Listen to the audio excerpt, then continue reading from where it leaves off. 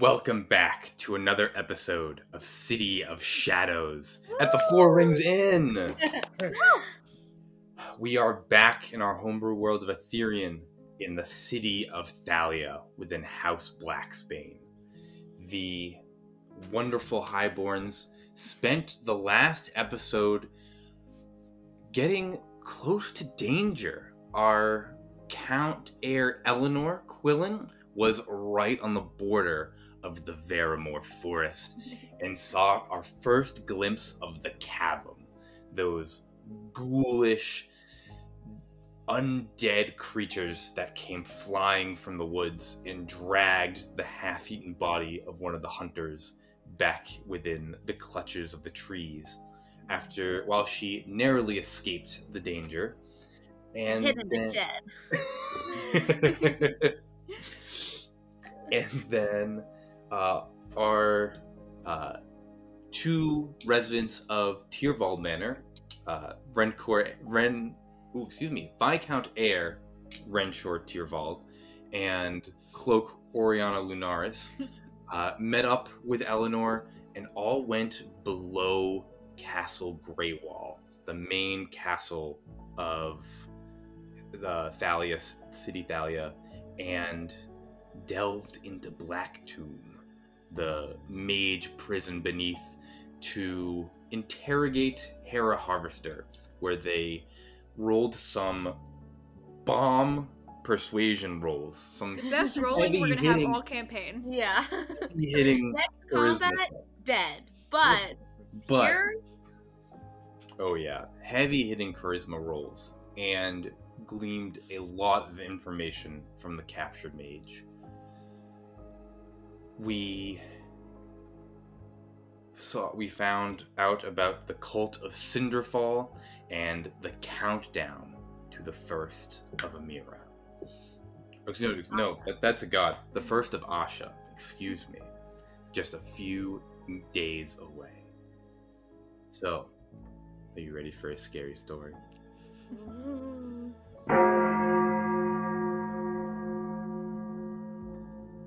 We return to Castle Greywall as the unnerving echoes within Black Tomb, the chants that reverberate through the halls, fades from earshot as our highborns ascend the stairs back to the carpeted floors, the beautifully inlaid walls and window panes, the stained glass that sheds the sunlight into a foyer of Castle Greywall that is far more welcoming than the tombs that lie beneath. As you arrive back into the castle proper, no one is paying attention to you, the three of you, as most of the people here are lords of law or lords of coin moving about their day. As we move more into the closer to lunchtime, as people are coming out of the courts or out of the pristine and moving about the wings of the castle. And I'll turn it over to the three of you as you are back in the castle.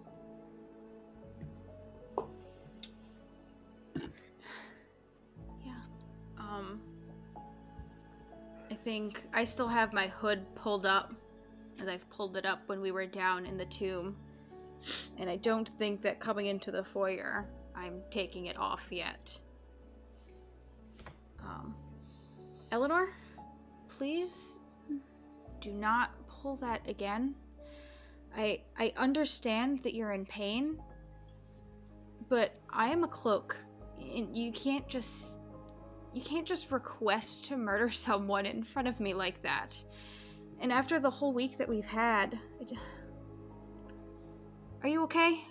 That was a lot. It was a lot to hear, and it was a lot to see. That was heavy.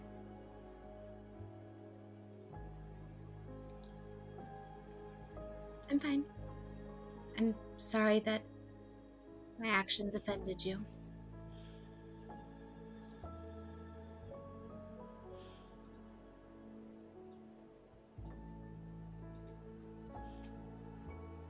It was just a lot to take in from you. It was unexpected. I mean, after hearing you go off past the wall and the danger that you've been put in, and then the comments, it was just unexpected. And I want to make sure that you're okay. I feel like we've doomed her.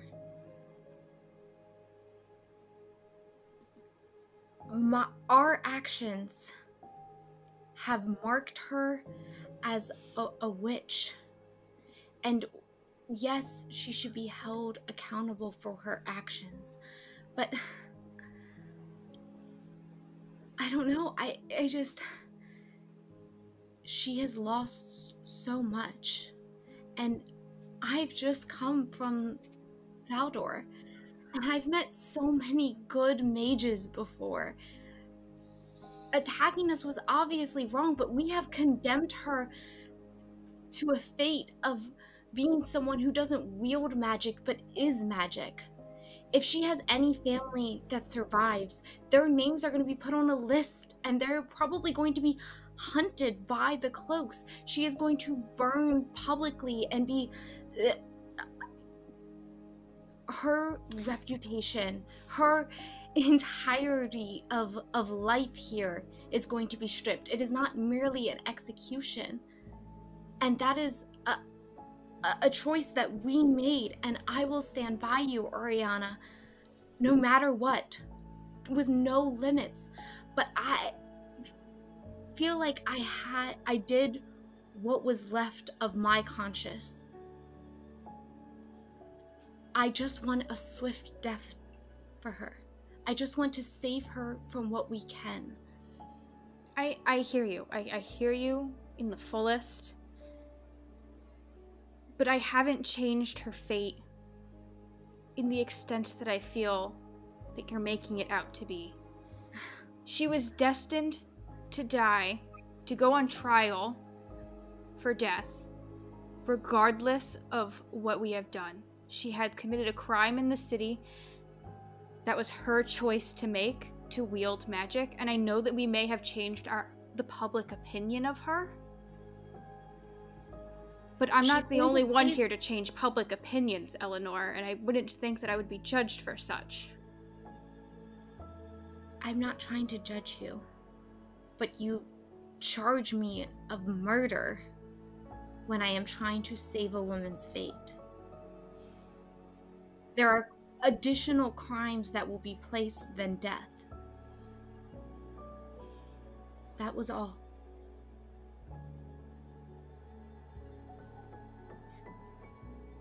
Wow. This case is a lot of extra stress.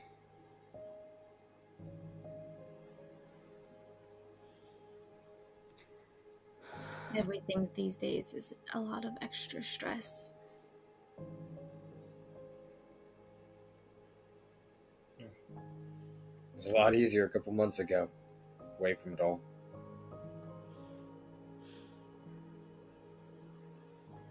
I feel like this is all my last couple months have been.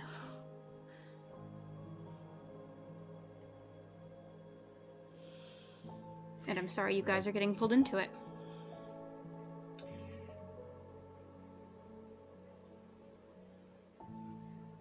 Maybe it'll all be over in like 5 days, so...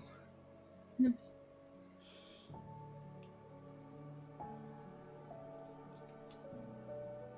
Great Equalizer.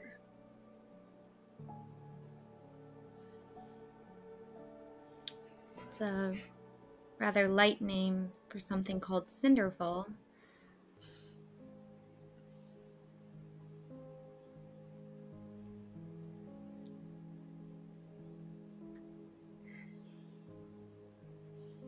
She did tell us a lot.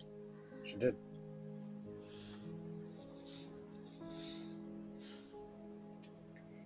You ever wonder if Yeah. maybe we got that information a little too easy, though? How much we can trust her? She was under the truth spell. We could have been misled.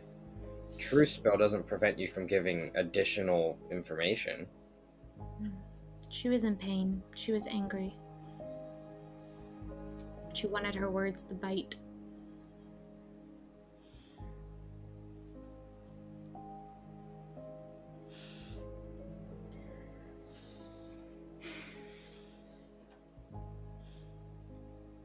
Well, I could go use a drink. Leave the castle. I think it's time. Yeah.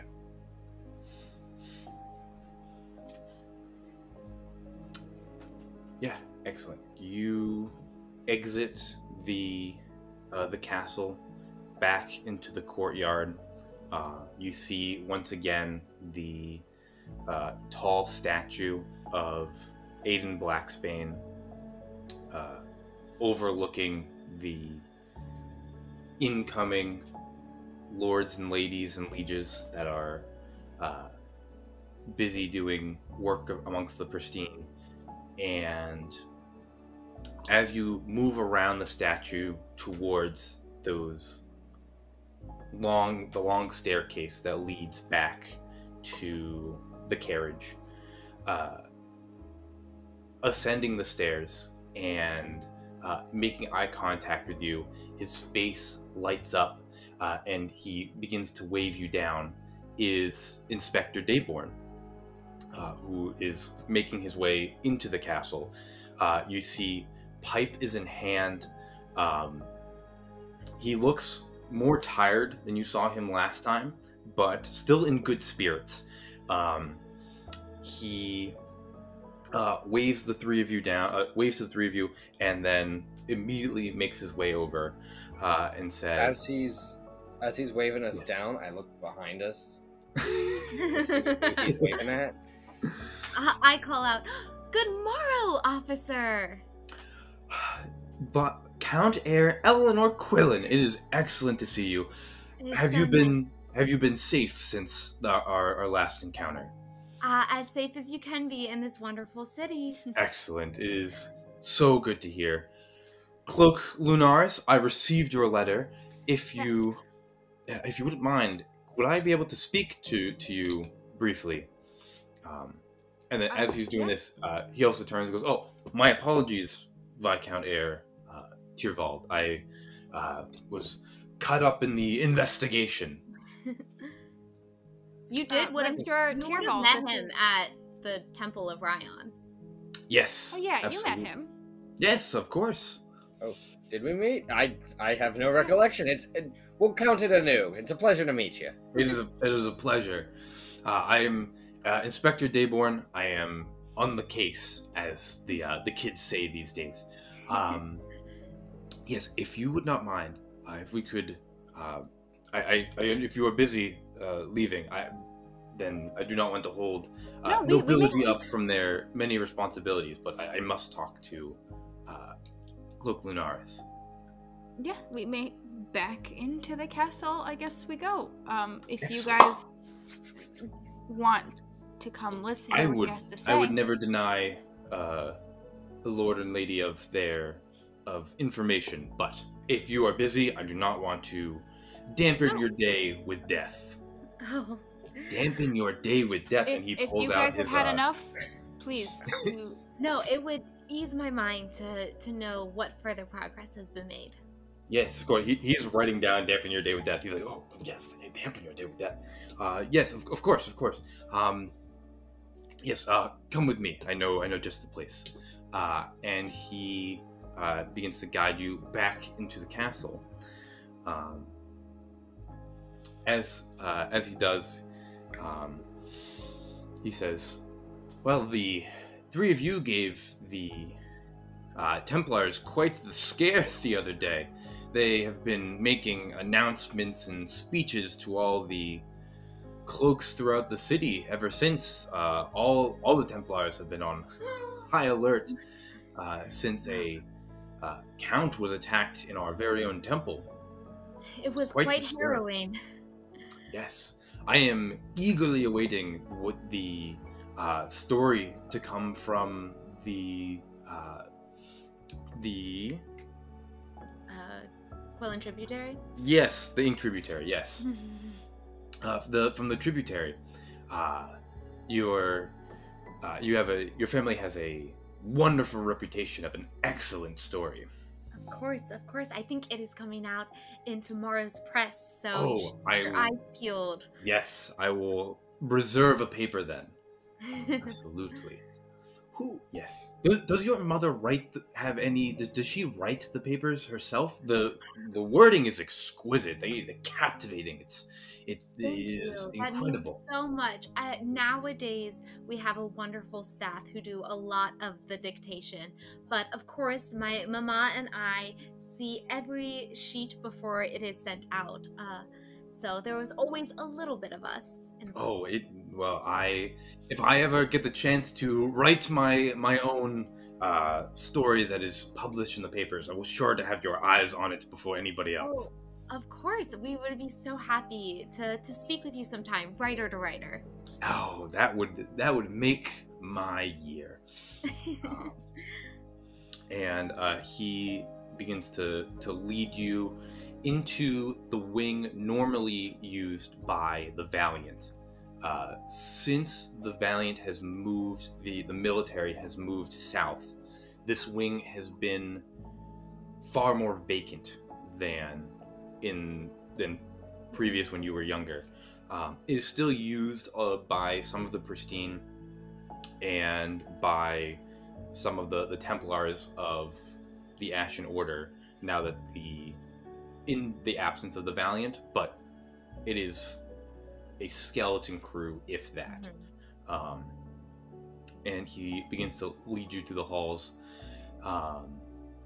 and Inspector Dayborn turns towards Renchor and goes, Viscount Tyrvald, I heard through the grapevine that the attacks were targeting you, in fact. I must ask, what have you done to upset such delinquents within the city? To my understanding, I've done nothing of any sort. Really? I mean, are you sure? I'm sure I upset plenty of people, but you have not been. It's nothing. You have not been sleeping with the wrong people's sons or daughters, correct? That's certainly the quickest way to get to have a mob come after you. And my eyes dart towards Oriana real quick, and I'm like, no one knows of recent. Oh, well, I will rule that out of my search. And he moves all of you into a pretty much a war room that the Valiant used. As he enters in, he waves his hand through the room and using control flame lights the torches within the room. How's he do that? Divine magic. Fancy. He's a holy man. It still makes me in. You must attend church more often. I don't know. Every time, it just makes me uncomfortable. As the light spills into this room, you see the central table of the war room is a enchanted map of House Blacksbane. It is huge. It takes up a huge portion of the room, and it is enchanted so that as you look down at it, the Gallatin Mountains rise high over the table.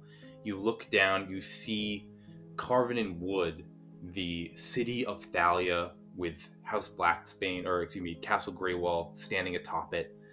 The Iron Falls is real flowing water that pours off the Gallatin Mountains onto where would be old water and then flows through the city. You can see on the southern side of the map the oak wind flows to the Dromo Sea that has waves lapping against the shores. The Vermore Forest, massive and green trees on the northern part of the map, really do stand above the table, and you can almost see their leaves blow in an imaginary wind. And you see small depictions of all sorts of the towns among Thalia. Ironhold sits within the mountains. The Oakwind Bend sits on the shores of the river. Elsport has little boats coming in and out of the docks. Ethra's Grove, deep within the city, or deep within the forest, lays dormant and still.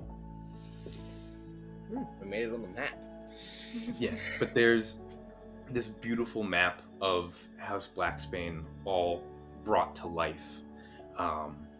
What an exquisite art piece this is. Yeah, it is such a shame that the Valiant hid this away for their war planning, isn't it? It is. It's beautiful. I found this room early after the war started, or I guess after the Valiant left this room to do their war planning on the front lines as things began to become more intensive on the front. But again, it is a shame that such a beautiful map is not on display for all to see.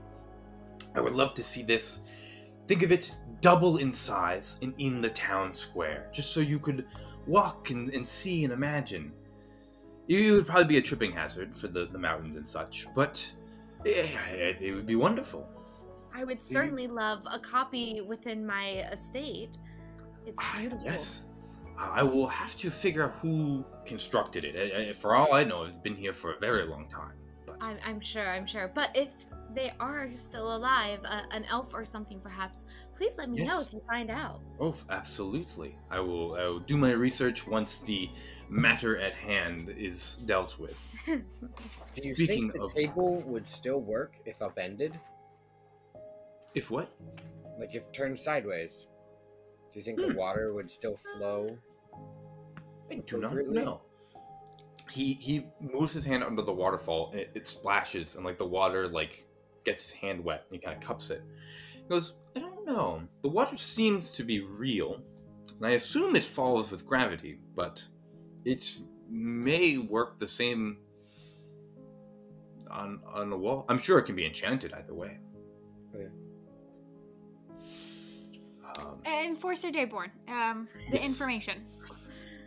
Yes. And he pulls out his notebook. It says, I'm glad I bumped into the three of you on my way in. I was just here to question the witch that attacked you in the Temple of Ryan. Her name is Hera Harvester, and she's again being kept in Black Tomb beneath the castle. So I was going to interrogate her and get the who, what, where, and why of the attack. That would be wonderful. Did you get a chance to speak with Max Blotchins? He goes, I certainly did, and that is why I would like to speak with you. So, the last we really discussed the investigation was, I believe, at your manor, Count Quillen. We briefly ran into you at the Temple of Ryan, but I know that was quick, so let me catch you up to speed.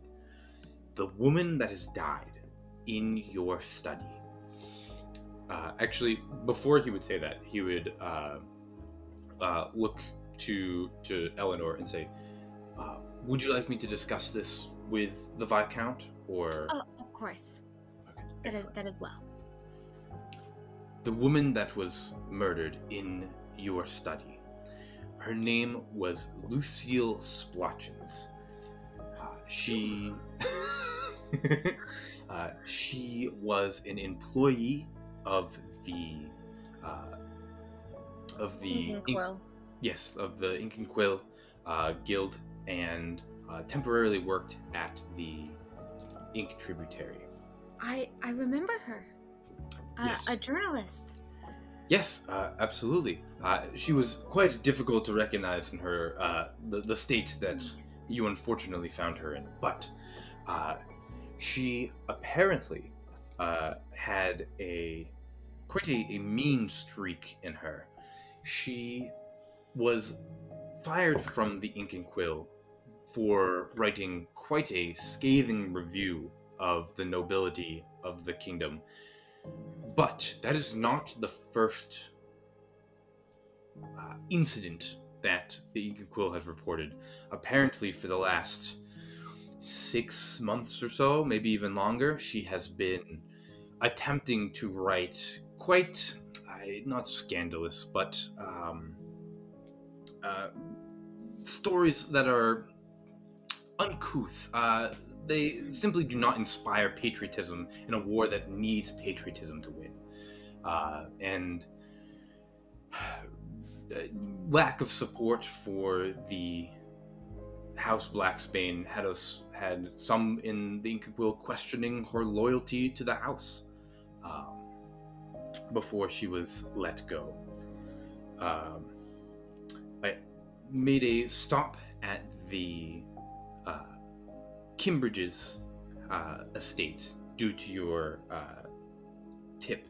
Yes. And I spoke to their carriage team, the carriage driver, the ones responsible for repairing it the night it was damaged. And I was told that Lucille was seen that night with the carriage driver.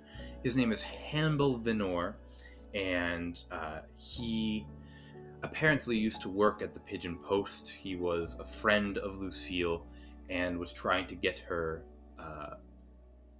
a new employment as a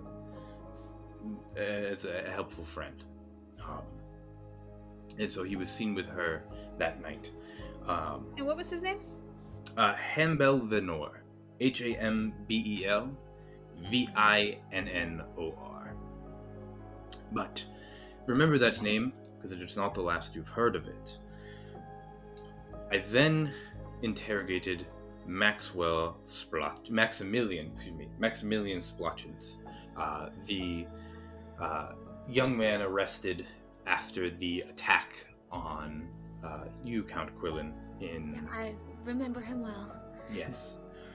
Well, Maxwell Splotchins is a human male, 19 years of age. Relationships, his sister is Lucille Splotchins. Again, the same woman found in your study, dead with her mouth ripped open. His father, or their father, one more Splotchins, we believe him to be around 45 years of age. Location unknown. We have not, I believe he left the city quite a number of years ago. We have not been able to locate him yet. And their mother, Tina Splotchins, deceased at 28, quite a number of years ago. Maximilian Splotchins, the younger of the two siblings, was an employee of the Pigeon Post. Got the position after his sister was employed by the Ink and Quill in order to, at the behest of his sister, which is where he remains employed until the aforementioned event, the attack in the temple. As far as motive goes, he seemed convinced that you, the Quillens, had killed his sister. Now, I am well aware from the investigation that you and your mother and your father had nothing to do with the murder of Lucille. Do you have any idea why he would? What would give this perception? As far as I was aware, we were the only ones who knew about this attack. Of course, I feel the same. I mean, she used to work for my family, but we were not the ones who fired her. Yes, maybe it's just simply her connection to the her being released from her employment. That certainly could be it. He kind of like strokes his mustache and his beard as he talks.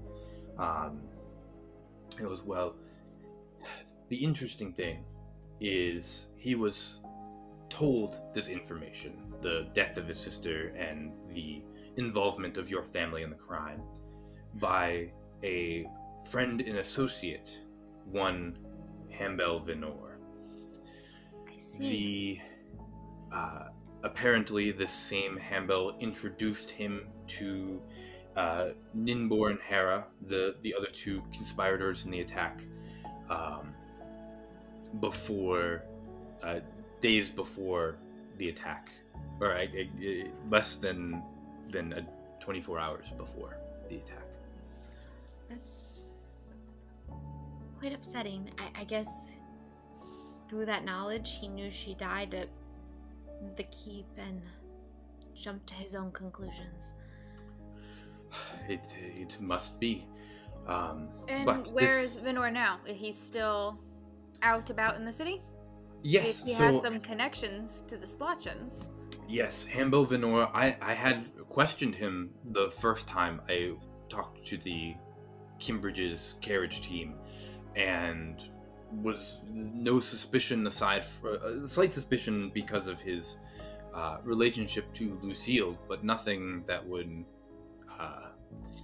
cause me to believe in involvement with her murder. Of course, a friend would rarely would murder someone you're trying to get a job for.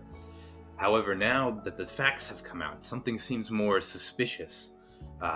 Hambel was previously employed by the Pigeon Post, the same, which is where he met Maximilian, and was hired as a carriage driver by the Kimbridge family only within the last month. So, with these coincidences, I feel that they are not merely, merely coincidences. I feel that they are connected to something deeper, something more nefarious, which is where you come in, Cloak Lunaris. I'm going to finish conducting my interrogation on the witch that attacked you, but I would request that you bring in Mr. Venor for questioning at the barracks, or at Ashgate. Formally, we cannot try him for any crimes, but we certainly need him for questioning. So he is to report to Ashgate for questioning, whether it is by his own feet or if you have to drag him kicking and screaming. Understood. Lucille Splotchens, her name wasn't put out in the tributary, like she wasn't released yet that she had died, correct? No, so no one of the public should be aware of Lucille's death besides us in this room. That is correct. There are a few members of Morningside that processed the body and identified it. And they are the... But Venor has no privy of knowing. I would agree, with the exception of the fact that he has apparently told Maximilian that his sister was dead.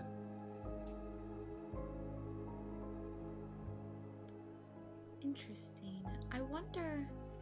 I must speak to my guards on if anyone saw him that night. Of course, I understand that it doesn't make sense for him to kill his own friend, but... Yes.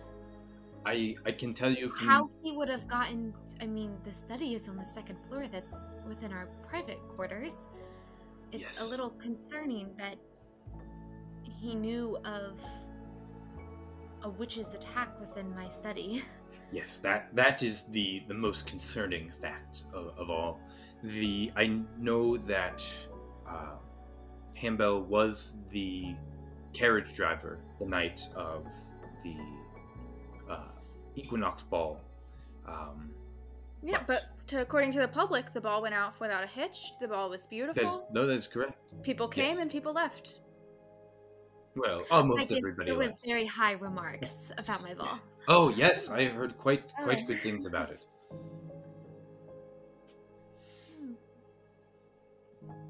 Everyone left except the Kimbridges. They left with us. Yes, The carriage team would have stayed behind.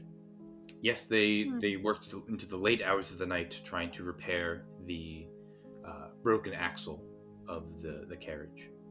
And Hambell was one of those, for certain? Yes, he was the carriage driver, so not quite as handy in the repairs of it, but he's stayed with the carriage for the... The other workers confirmed that. Yes. Okay, thank you.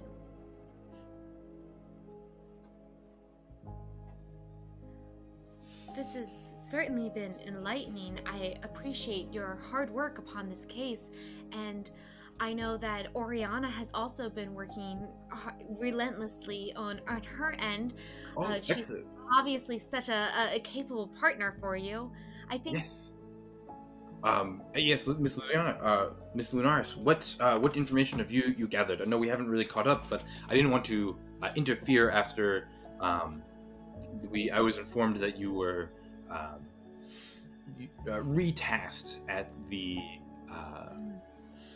to the personal safety of Viscount Tyrvall. Yes, of course. Weren't you two engaged at one point? That is correct. That must be strange.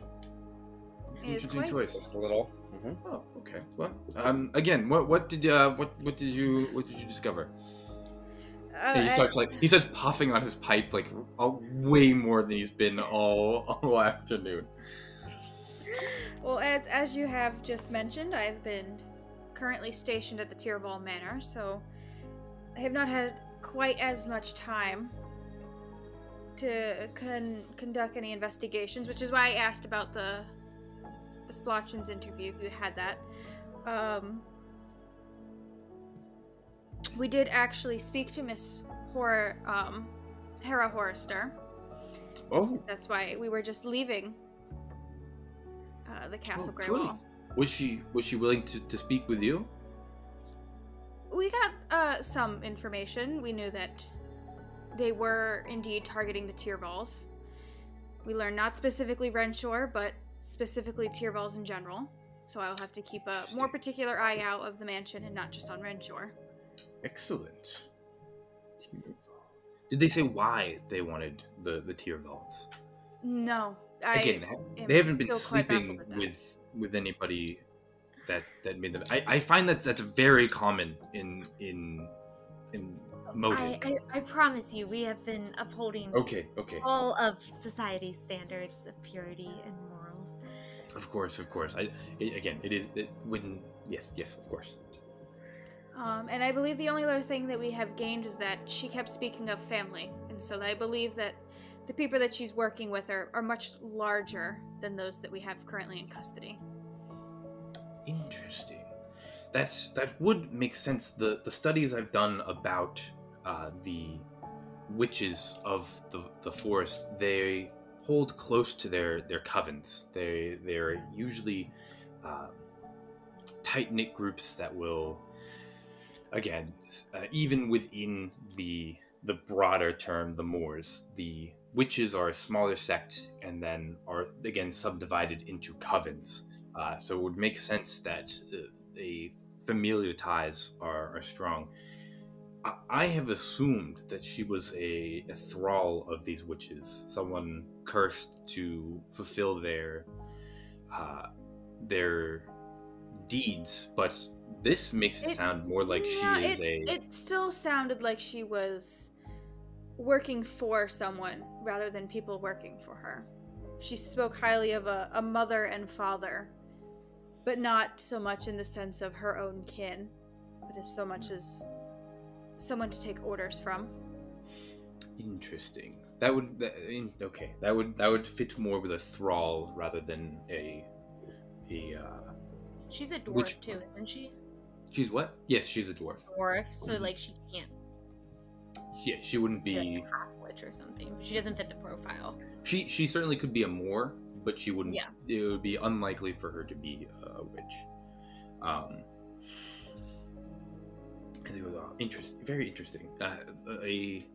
We'll do some investigation into her ancestry and see if there's any connection to the Moors, or if she is purely a thrall. Did it seem like her memory was modified at all? Like somebody had controlled her, if she was charmed, or if she was forced to do those things against her will, or was she contempt with... I feel like that's more of a decision for you to find out yourself. It sounded like she was in control of herself, but I am not one to make a definite statement out of that. Well, I will certainly investigate as well. Miss Lunaris, you've done an excellent job so far. You beat me even to Ever herself. Once your bodyguard position has run its course, I apologize, that makes it sound like you're going to die, Viscount Tyrvald. Once the safety has come once again to the Tyrvald house, and you are released of your position, I would gladly take you on as a partner once again. Again, Yes, that sounds yes. kind of like we're dating. As a partner in work, a co-worker. Understood. Completely understood. Okay, good. No question. Oh, good. That's such a wonderful opportunity. Thank you very much, Count Quillen. I agree. It would be wonderful to have a second pair of eyes to reread to screen the stories, the accounts that I've been writing. Yeah, and it will be certainly a pleasure to be out of the stuffy manor of the Tyrvalls. To be back out on the case. Excellent. Perfect. Yes. I'm going to then go investigate Miss Harvester, and then Yes, please let me know what you find, and if you feel like she's under any sorts of charms, as that is not my jurisdiction, or I don't have too much history dealing with charms. Yes, of course. I will have. Inform me when Mr. Venor has been apprehended, and I will be sure to conduct that interrogation. My afternoon is quite booked up. The Pristine is meeting with the High Priest this afternoon. He called for a special meeting, and so I've been requested to attend that. With all the Enforcers and Templars, or just you specifically? No. He kind of goes through a letter that he received that morning, and he goes, "No, this morning we received a letter. The High Priest called for a special meeting as soon as possible, preferably this afternoon, to meet, and I have been requested to attend." Oh, well, thank you for passing that along. I'm sure my mama will be in attendance. Yes, I am sure. And I will be sure to speak to her as well. Excellent. To let her know what a wonderful job you are at protecting us. Oh, well, that would truly, again, make my year. Wonderful. Yes, I'm going to get going. If you learn anything else about these crimes, or if you encounter anything suspicious, all three of you, if you encounter anything suspicious, pass it on to me, and it will be sure to be tracked down. The truth will come out. And by come out, I mean kept quiet, and nobody will know except for us. Perfect. Of course. Yes. Thank you. But of course. Yes, I have to get going. I have specific times I have to be in and out of Black Tomb. So, again, Yes. it is a pleasure to work for you, Count Quillen. I will be on my way. And he goes and leaves the room. Wow. He's something. Good Yeah. knowledge. He's a lot more positive about all of these cases than most are. I'm sure it takes a particular mindset to be exposed to such atrocities on the regular. He's very excited about all the little details. Yes, he clearly is writing a novel. Is that what that was? Yes, Okay, I do. 'cause I noticed he think said like just a sentence and then wrote it down, and I was like, I don't know. I think I must have him over for dinner now. I think I gave out that invitation, so Oh, that's funny. I hope that positioning you with him will help further your career, Oriana. I just hope positioning with him will help us figure out what's going on here. And when we say positioning with him, we strictly mean Yes, friend, sure. okay. Strictly professional. Though he was so bold to ask about, well, acts that are not so permitted, at least out loud. Well, that is true. I'm sure he's run into that sort of problem plenty of times. I mean, that is Of course. a If you motivator. can speak freely about blood and gore, and wow, he gave a lot of details that were unneeded after the fact. I mean, then that is on the table as well, I suppose. He gave a lot of information about Himmel Venor. Yes. Yeah, I don't like that guy. I Never met him, but I don't like him. I'm glad you were No. charged with capturing.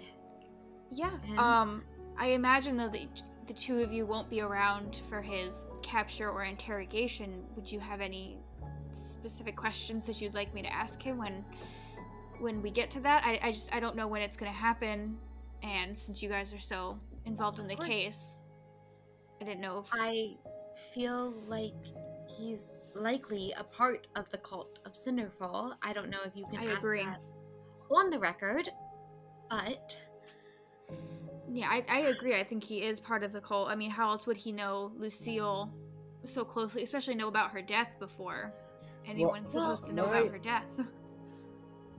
Her death was accidental. She was supposed to carry out this mission without dying. So correct.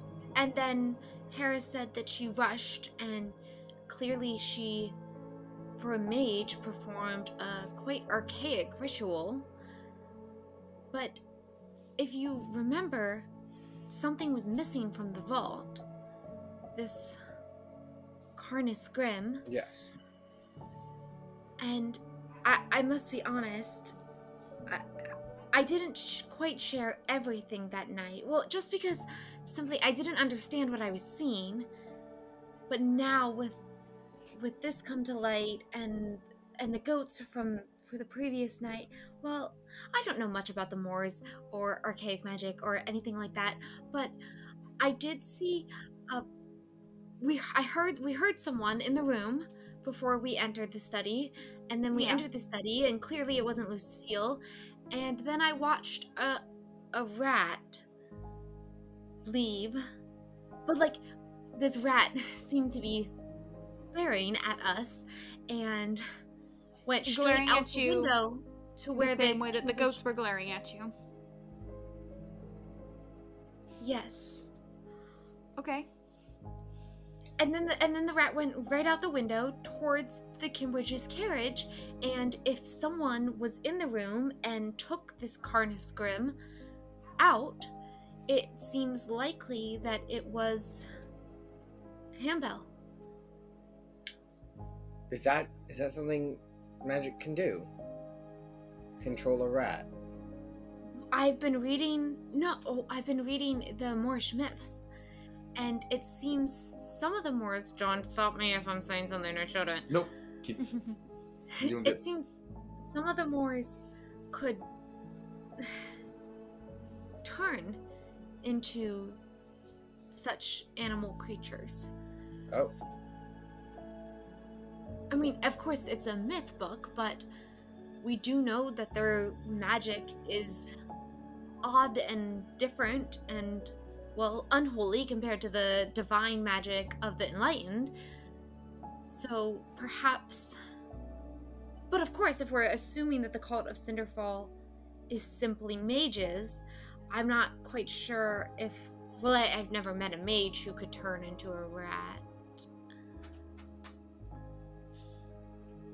It's possible. It's definitely possible. I mean, it happened in 2 instances.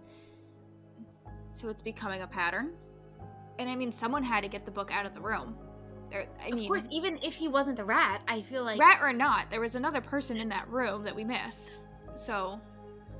Well, also... Could have been him. Could they get the book out of the room with the rat? Like, say I put a book in my pocket, and then I turn myself into a rat. Would there not be a pile of clothes left behind? Well, right outside of the window was the carriage itself that was being fixed on. He could have just tossed the book down and hopped out the window. Oh. Right into the carriage that he was working on.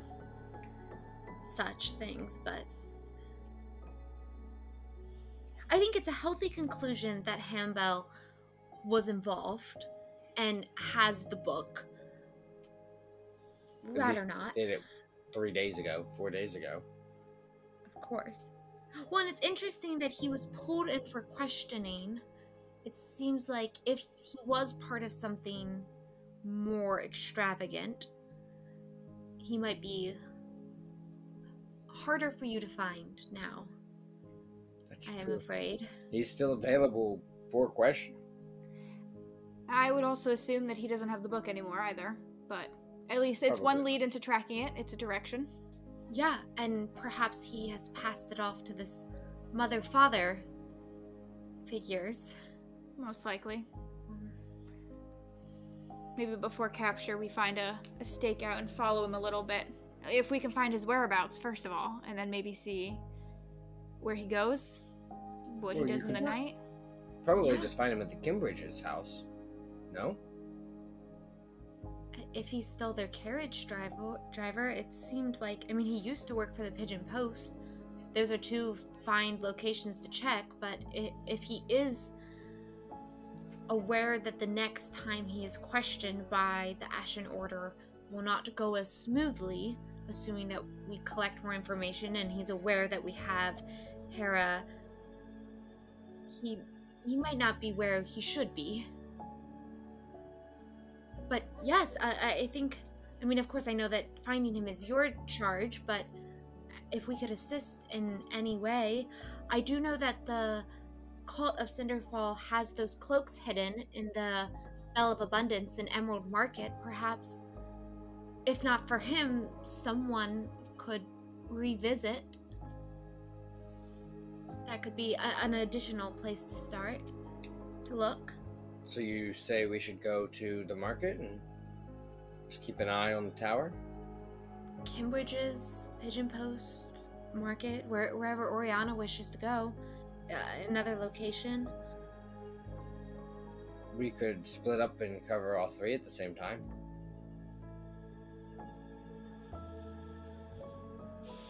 We could.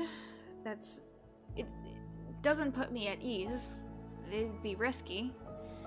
At least one of us then would be heading towards danger. Alone. Well, it is not for us, Renshaw, to capture him. I mean, of course I will assist in any way, but I don't know how it would look or how I would accomplish such a feat if I found him. I don't think I would like to capture him immediately, as Dayborn suggested. I think I'd like to watch him for a little bit. See where he goes, see if we can find any leads onto where these meetings are happening, leading to where maybe this mother and father can be. Certainly be nice to know. we only have a couple days left until the first of Asha. Like, And do they need a finger of the Thralls for their feat to be accomplished? Because we could simply hole up in the Thrall Manor if they need a finger. Wait for them to come to us. And I don't quite remember if that was necessary. Why your finger? I do not. And your Why my grandsire. finger? Why my finger? Why my finger? I Well, know they not. said that you seemed like Well, an they said that you were the target. easiest target of the family.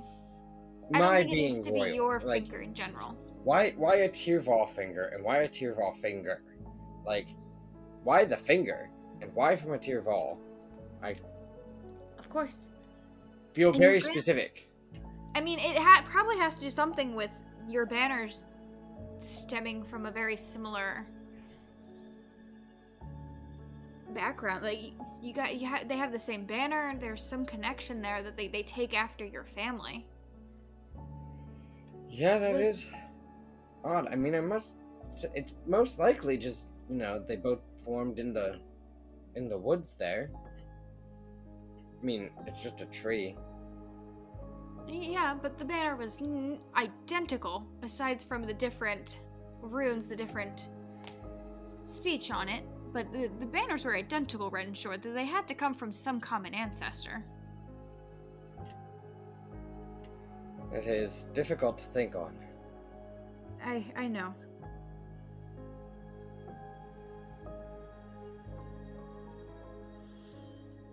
But I mean, no, go for it. If mother and father are the leaders of this cult, and this cult is seen wearing cloaks, and we know that there is a spindle maiden, do you think she is perhaps mother? I mean, I know maiden doesn't necessarily suggest mother, but they are not her biological children. It's a good thought. Possibly. I mean, I definitely think she knows some information. I mean, at least she's the one making the cloaks for everyone, so she at least knows who her buyers are. I mean, she knows what they do. They're intertwined with something magical that I'd like to find out. Especially if we have to go up against so many of these cultists in a few days. I'd like to know what they're capable of. It frustrates me so much that we have learned we've collected so much evidence for the Cinderfall event, and yet I still feel like I have no idea what it is.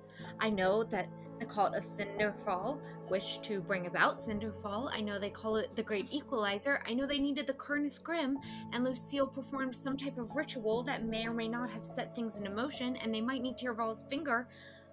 But what the hell is this? Well, don't we know it to be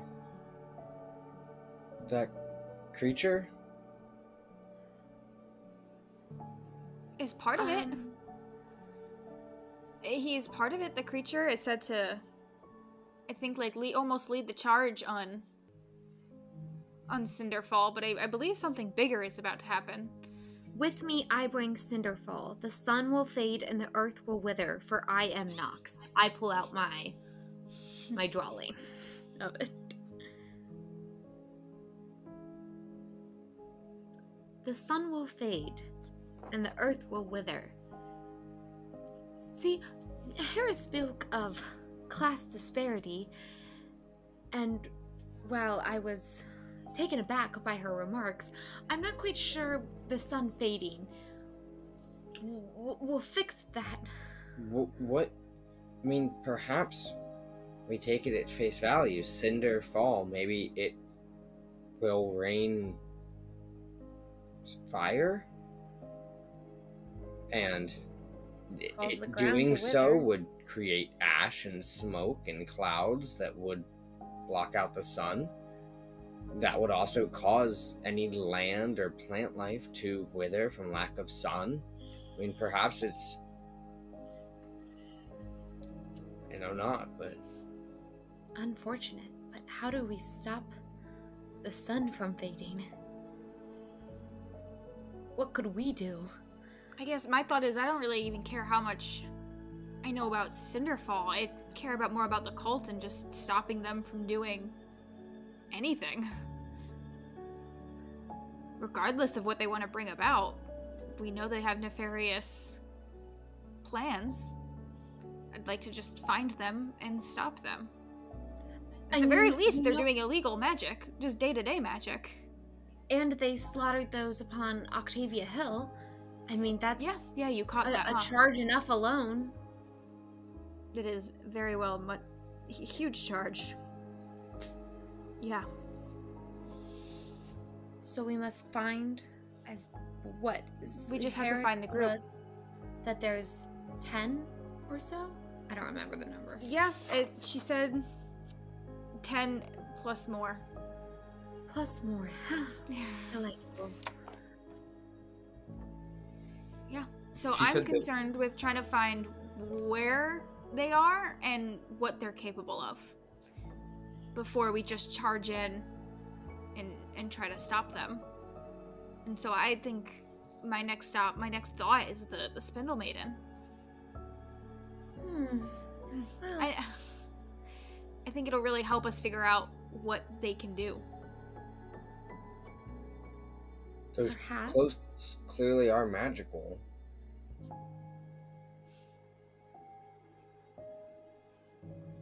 Maybe we tail this Hambel Vinor, and if he leads us to the Spindle Maiden, then we follow. But see what he knows before we descend into I also love dark, that lead. I think forbidden catacombs to ask. Yeah. But they usually meet up at night, and we have so much time left in the day. I'd love to follow him tonight. Maybe tonight stop at the Kimbridge's house. First.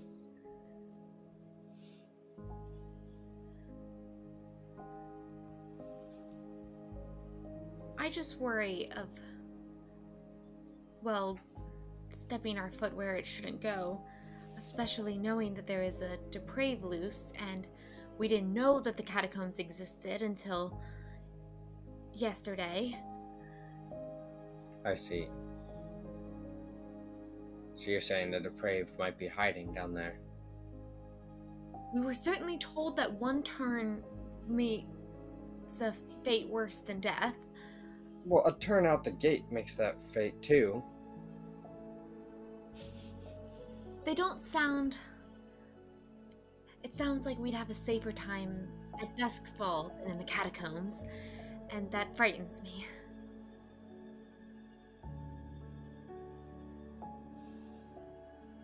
Let's, I know, but the information on what the cloaks can do, if Vinor has one of those cloaks, then I'd like to know what we're getting into before we approach him. I know where 2 cloaks are stashed. We could get a cloak in its entirety, and didn't Lockwood tell us that we could ask a holy man to detect magic on it? Identify? I do believe she mentioned something like that. She said it was not within her abilities. She said that a priest of the enlightened. And that's all I have written down. Yeah. Yeah, they would be more likely to have that. I don't think I know who in particular could do that. I would have to ask around a bit, and that might take some time. You know that as well. most enforcers are quite skilled at detecting and understanding different magic types. I could summon an enforcer to my estate. Yeah, but then asking an enforcer only leads them more people into this investigation and questioning about what we're doing with such a magical cloak and cults, and we were trying to keep this small. Of course, but I mean, everyone knows we were attacked, and if it's that or descending into the catacombs... Could we ask... I would rather go to the catacombs. Could we ask Detective Dayborn to ask an enforcer for us?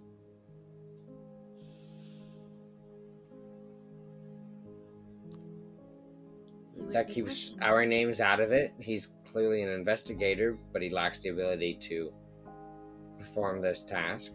Him asking would, I mean, it might ask questions, but it wouldn't raise eyebrows, and he's gonna come right back this way before too long. We just could hand him the square that we have and ask him to send us a missive as soon as he hears. It's top priority. Yes, then he's gonna ask where we found it, and he doesn't know that we took all of this stuff off of Lucille and all this extra information. Well, to be fair, the swatch that you have, he cut for you. Yeah, you told him that you'd look into that swatch. Okay. That's what I thought you were gonna tell him when I was like, oh, Oriana's been doing stuff. She's been doing things. Yeah, he knows that you have the swatch of clothing. Okay. I forgot how much he knew about the original crime scene. How much we've hidden.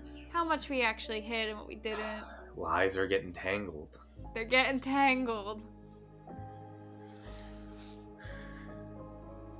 Or we could ask him to do that for us.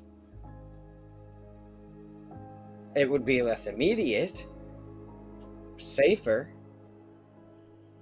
and while he's doing that, we could go and see if we can find Mr. Venor. Handbell. Venor.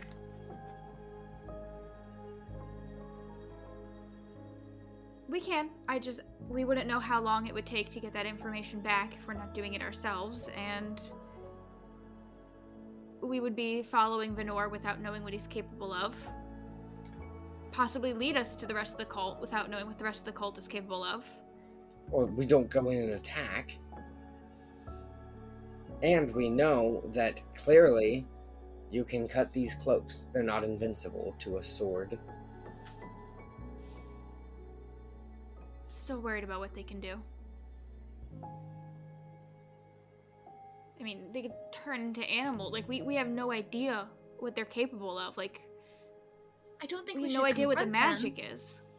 I agree. I think we need to collect more information, but the unknown. What if we of get the caught? Like, catacombs- following him is still a risk. Whether even we say we're just following him and we're not going to confront them, we're still putting ourselves in that danger. But that's less That's of a wh- risk than going into a place where the Lockwood told us that she has sent people and they have not returned. Well, plenty of people have returned. She's been making these business deals forever. She said only I'm people who pretty don't sure stray. she told us that. People who stray from the path don't return. There's a third We option. do have that deal that we need to fulfill. She said we could give it back to her. There's a third option. The courier for the Redvor family went missing. Seems related, unrelated. I mean, the fact that Hera even knew it makes it feel related, but I'm not sure what the Redvors have to do with this. The courier was her husband. Oh, Her the husband. courier was her husband. Yeah. Mr. Redvor! No. No. Hera's Mr. husband. Harvester. Oh, I see. Gotcha. Yes.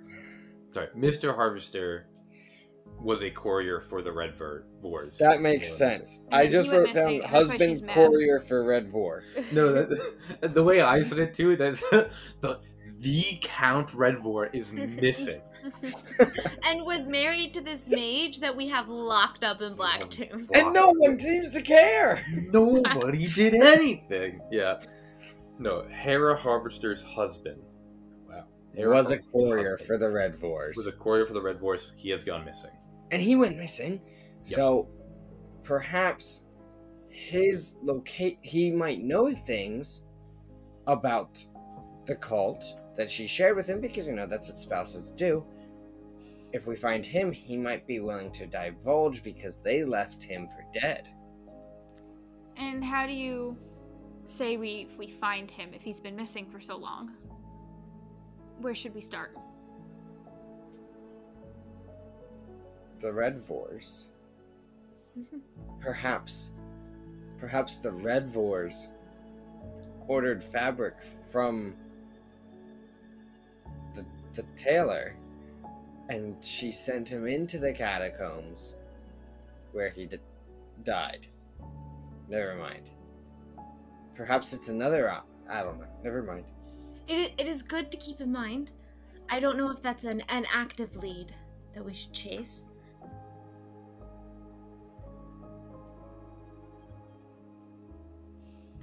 I do not feel comfortable going to the catacombs quite yet, but if that is what you wish, Oriana, I will go with you.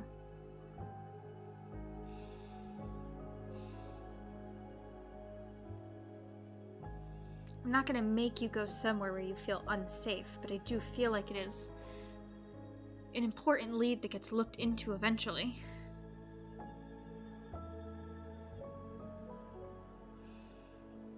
Or we split ways.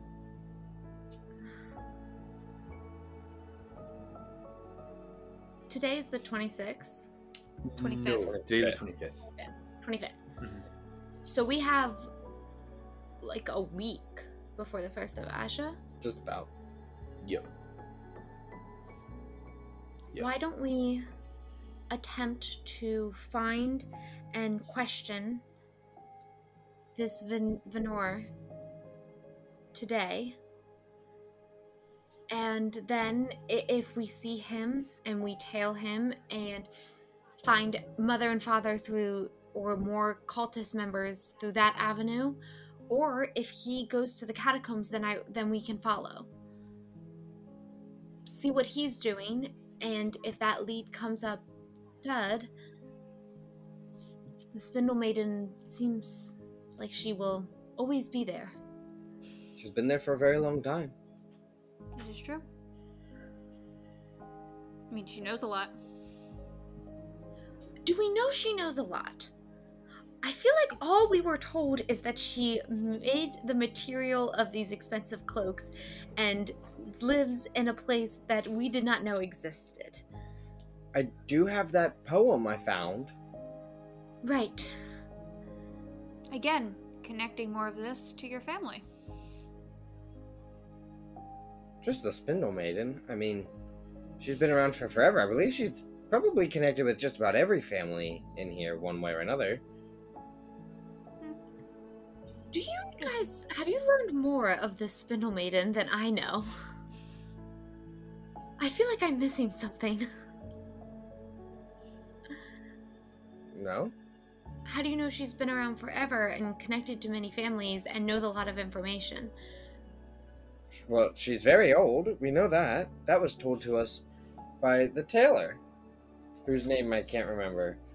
Yeah, Larissa Lockwood Larissa. said the Spindle Maiden has been in the catacombs since Black Spains have been living in Great Wall. And someone who's been around that long and operating a presumably business. profitable business must have connections.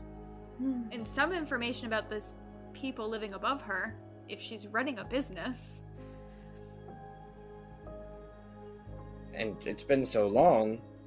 I mean, you run out of clients eventually, so I'd imagine she's just connected with every major family, whether they know it or not.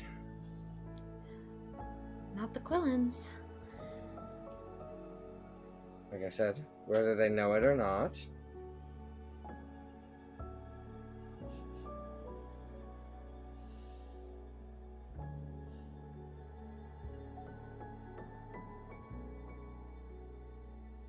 I'm not saying that's our next step.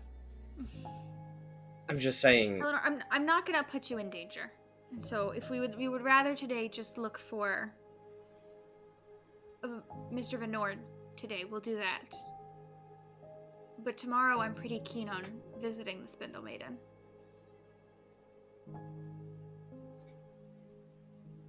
It's your task. I'm simply here to assist and, well, we have become involved.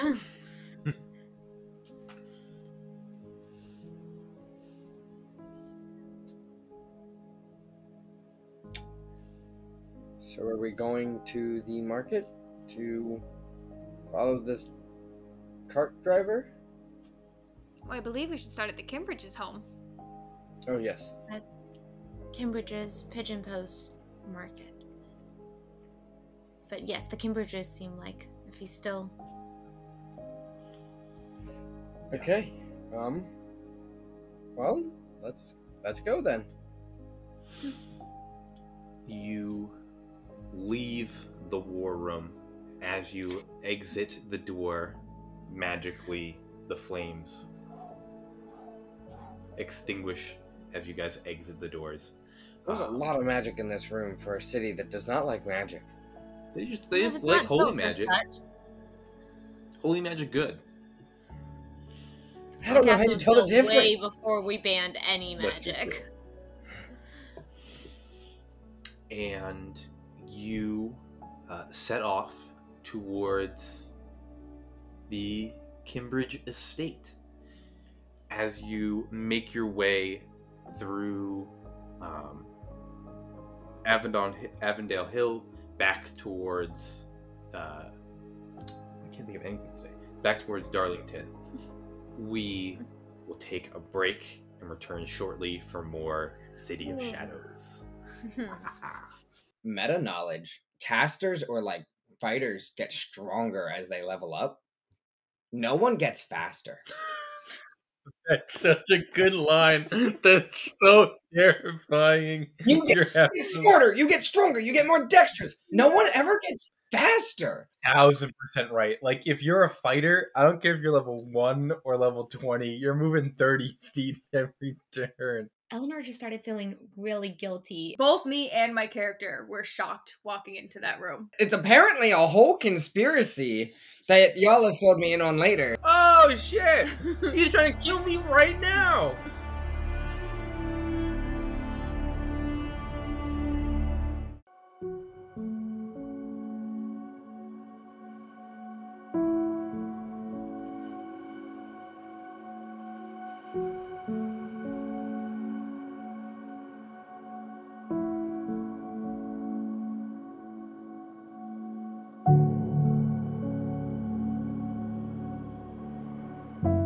Listen, you've seen how dangerous this Cult of Cinderfall is getting.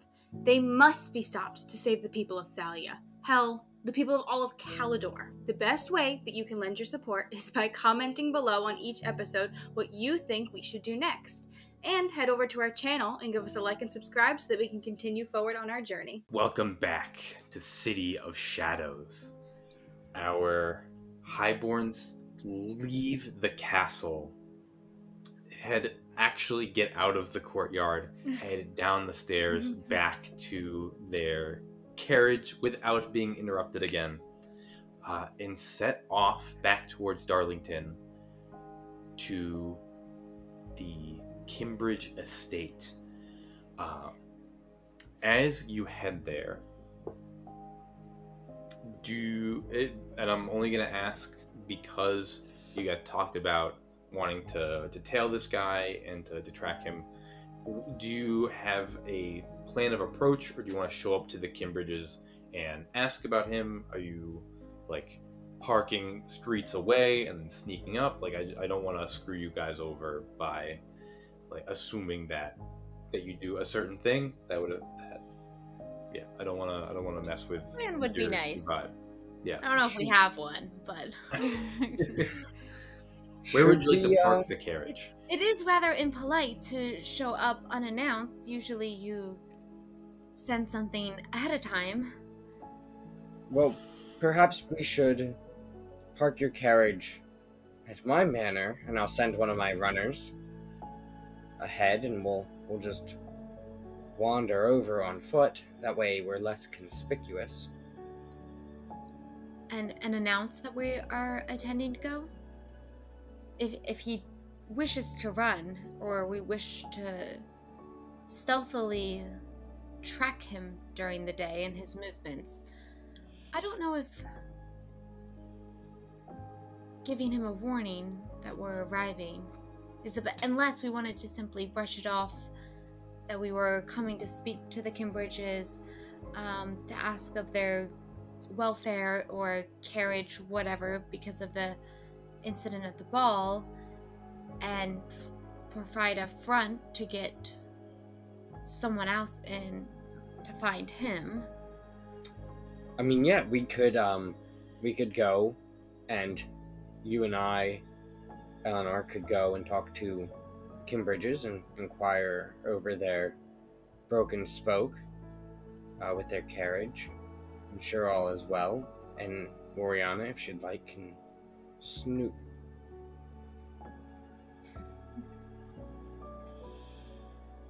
I could snoop, but at the risk of getting caught, if we're already approaching the Kimbridges and asking about the carriage, we could just ask if they're still employing Mr. Venor.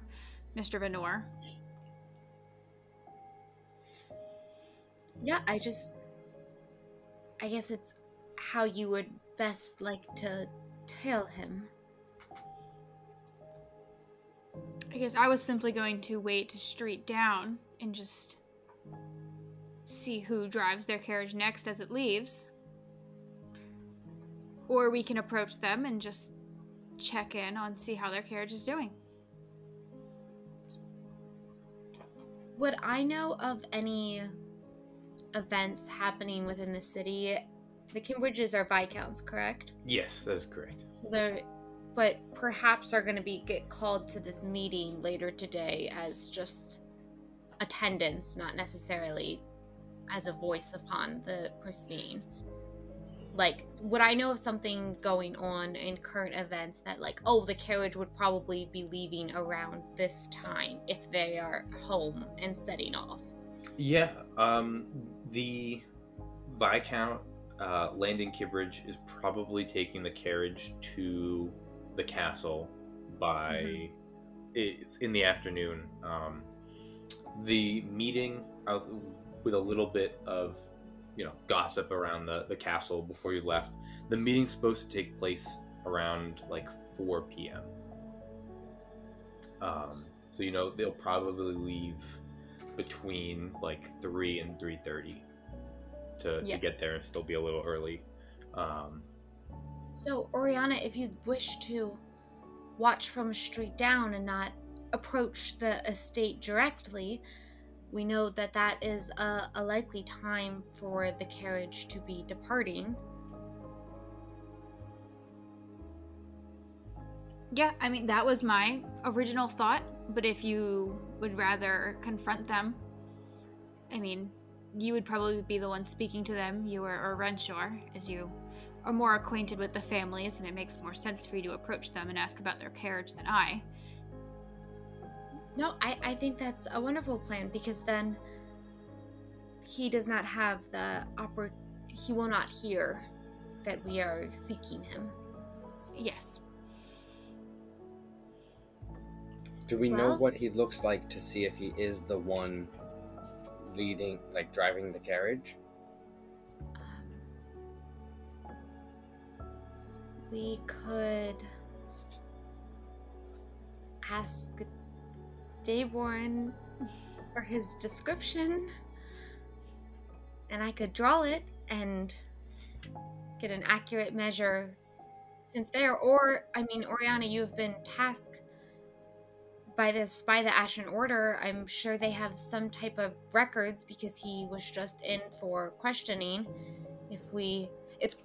I know the Brighthold isn't right here, but if the carriage wouldn't be leaving until later this afternoon, we would have time to get identification either way.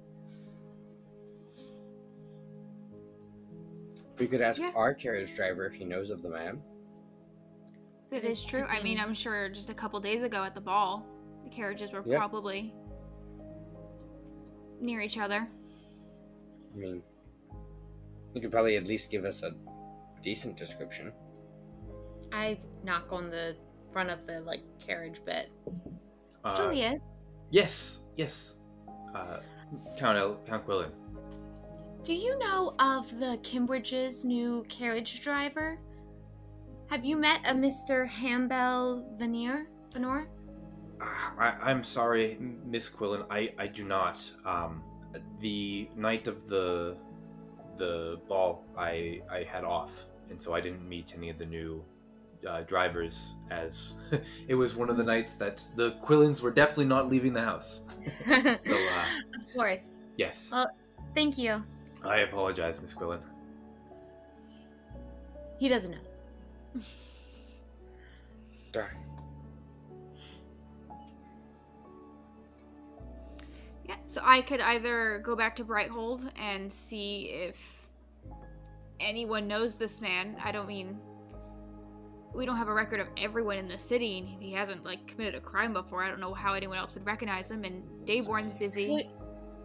Well, he was questioned a few days ago, correct? By Dayborn, right? He was questioned. I don't believe he was ever brought in. Oh, I thought he was brought in, questioned. No. And, like, I think Dayborn just stopped him somewhere, asked him a couple questions, and moved on. So Dayborn knows who he is, but Dayborn's busy with the Pristine meetings now and investigating with Hera. well, the which we could Pristine go meeting's back not and ask him. until... If the Pristine meeting's not until later this afternoon, and he's investigating Hera, maybe we can intercept him between. Honestly, it was rather presumptuous of him to say, hey, can you bring this man in, and not give us any description of what he looks like. Merely That's what just I'm a thinking name. now. I feel like And- we should have gotten some sort of description upon request to bring this guy in.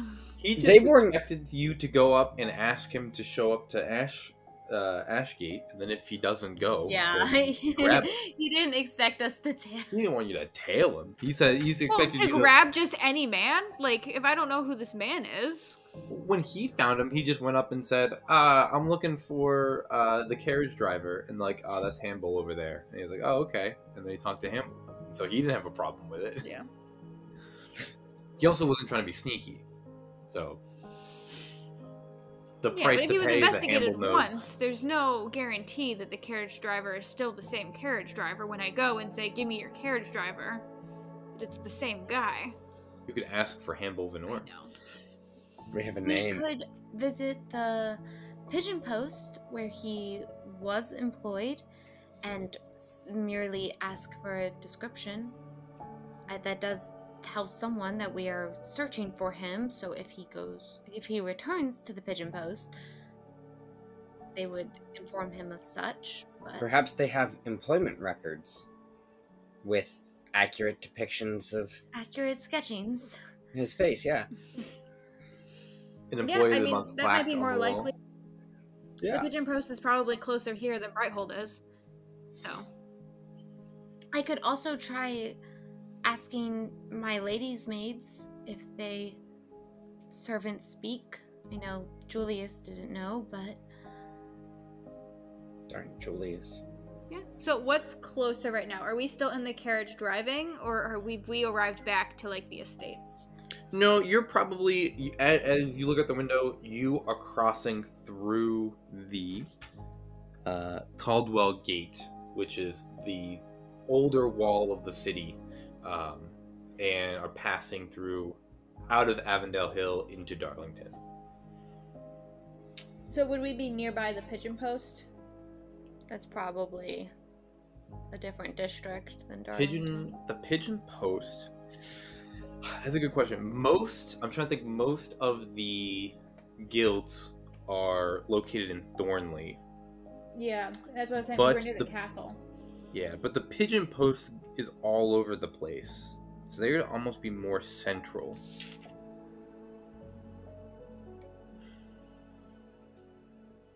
The Pigeon Post honestly probably has their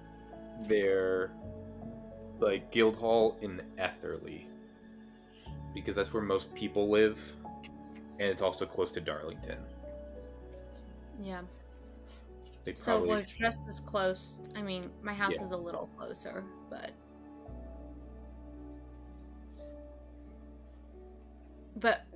we wouldn't know if the maids would have any info. The Pigeon Post also employs, I mean, at least hundreds of people to run or to organize. Yeah. It's very, I don't know. What's the odds of them knowing this one man who used to be employed here a couple months ago? And Max also worked for the pigeon post. and trying to get Lucille a job at the Pigeon Post. And so I don't know how deep the cult runs within the Pigeon Post. I mean, they're the That's ones true. running Pigeon Post information. might be a dangerous place. They're running information all over the city for everyone. That they probably have so much information. Like, Yes. Ooh, that's actually very smart. if a bunch of the cultists are all working for the Pigeon Post, And then they just open and reseal the letters? probably. Yeah. I mean, if we're not quite sure what he looks like and how to approach this, but we don't wish to do a more blunt option, why don't we retire to the keep and have Renshaw send a well-wishings to the Kimbridges, something to ask, inquire about the carriage without us showing up on their doorstep unannounced, because while that is uncouth, that means it will draw larger eyes. And while we're there, I could still ask my ladies' maids what they know. Yeah. And Renshaw, your family took them home after the ball, so you have reason to ask how their carriage is doing. Yeah. There's the Pristine meeting tonight, or this afternoon too, so I'm sure both of our families were invited.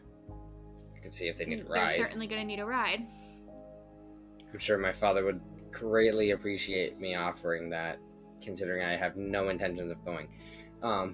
We think their spoke has been broken for 3 days. No. I mean, didn't they say that they fixed it that It should night be fixed by now.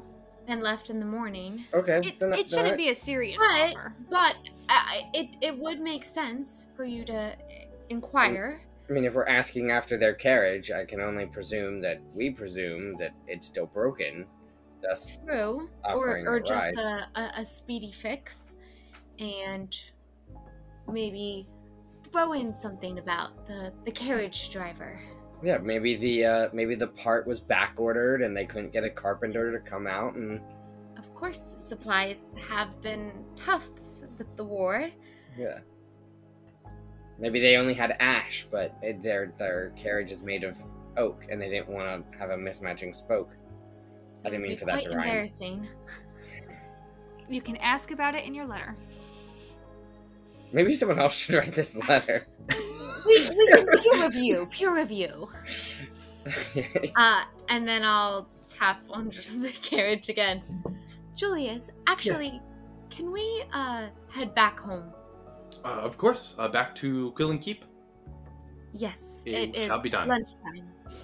And he steers the carriage, and within a handful of minutes, you are back within Quill and Keep. I am a little worried about my father. In what way? Well, they made it pretty clear they just need a tier vault. Yeah. True. And now- I did increase guards. I sent some of my own to your estate. Would you If like they're- to? Would you like me to request more cloaks around your manor and maybe have one sent to your father? I don't know how much he would approve of that, but I can certainly Yeah. request it. I don't Or- think you would appreciate that. What I just- about Kazdeth? Or Kazda. How did I forget He's about quite Kazda? young. He's been dead for days. You just had dinner with I him. know.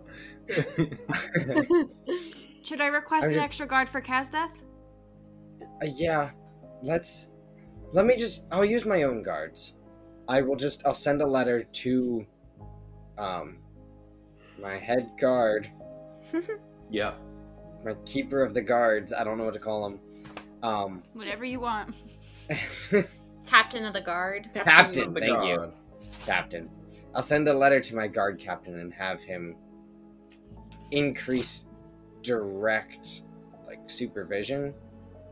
Because if they're any good, they know that I have my own guard now Yeah. True. in Oriana. I'm no longer the easy target.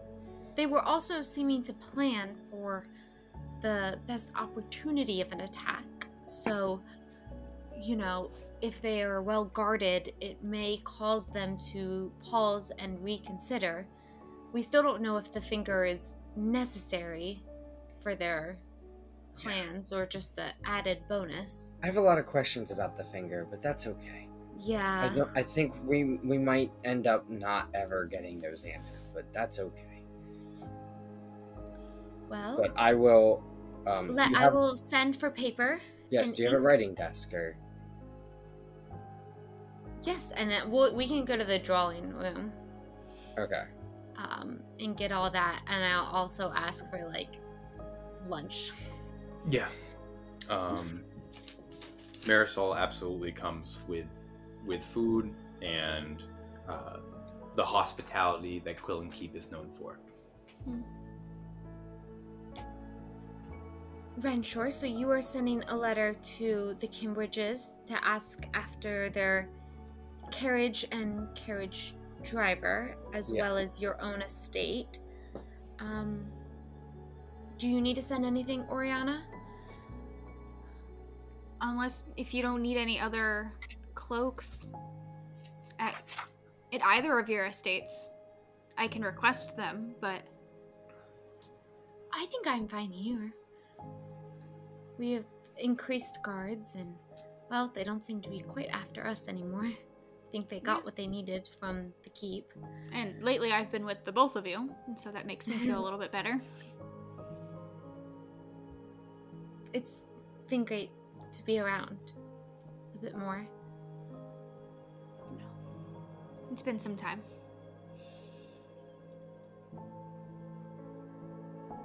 But I don't think any letters right now. I think I'm good. I would like to send a letter as well to Yanis Gore, just to thank him for the meeting and apologize for my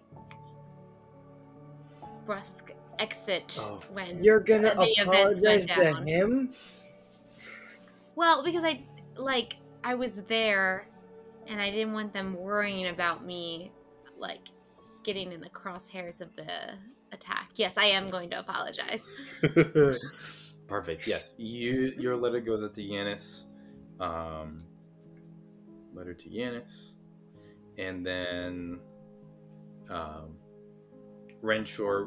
What are you? How are you inquiring about the carriage driver? Like, Yes. what information are you looking to get back? So, my letter reads, Viscount Landon Kimbridge, I'm writing to inquire about the status of your carriage. I recall a few days ago there was some mechanical issues therein, and while we were glad to provide assistance, I understand there is also a pristine meeting this afternoon. I was curious if your carriage has been repaired and if a Mr. Hambell. No, his last name. Vinor. Lenore. Lenore? Vinnor. Vinor. Vinor. If a Mr. Vinor, your most recent acquired carriage driver I've heard, will be able to take you. Deal. Nailed it. Perfect. A little on the nose, but Eleanor's like peeking over and like, are we sure we want to say your most recent carriage driver? I think both of us are like pointing over Renshaw's shoulder as he's writing this and be like, no, on either cross that side. out, fix that. We have to start over. Because it is quite like, just say your driver, Mr. Okay. Actually, a new sheet of paper. Yeah.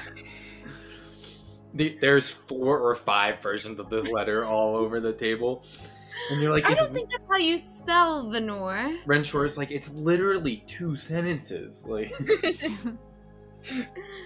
Granted, but, two Roger, little you have sentences. to spell it correctly. that's You misspelled your own name? There's a lot going on. oh, that's perfect. I can never remember if Renshaw ends in an E or not. John either. I'm fairly good. I feel like I'm pretty. It does not have an E. It ends in an R. And Renshaw, you send this letter out. Within the hour, you get a quick response back from the Kimbridges, and they say, "Yes, thank you so much for your gracious hospitality the night of the Equinox Ball. Our carriage has been repaired, and Mr. Venor will be taking us to the Pristine meeting later tonight, or later this evening. And again, we appreciate your consideration the other night, and they owe you a favor." Amazing. Beautiful work, Renshaw. Yes. I'm glad we figured that I one also out. want to ensure that my letter to my guard captain got sent out too. Yes, that one also got sent out. No, you don't get an immediate response from him. That's fine. It's down the street if you would like to check in before the meeting tonight. Yeah, should we check in with your father, but more importantly with Casteth, make sure he's okay? Probably. His room is rather close to the attic. We could let them know that Enforcer Dayborn has raised suspicions that there is a plot being made against the Thralls at large. And that's why Oriana is, still assigned.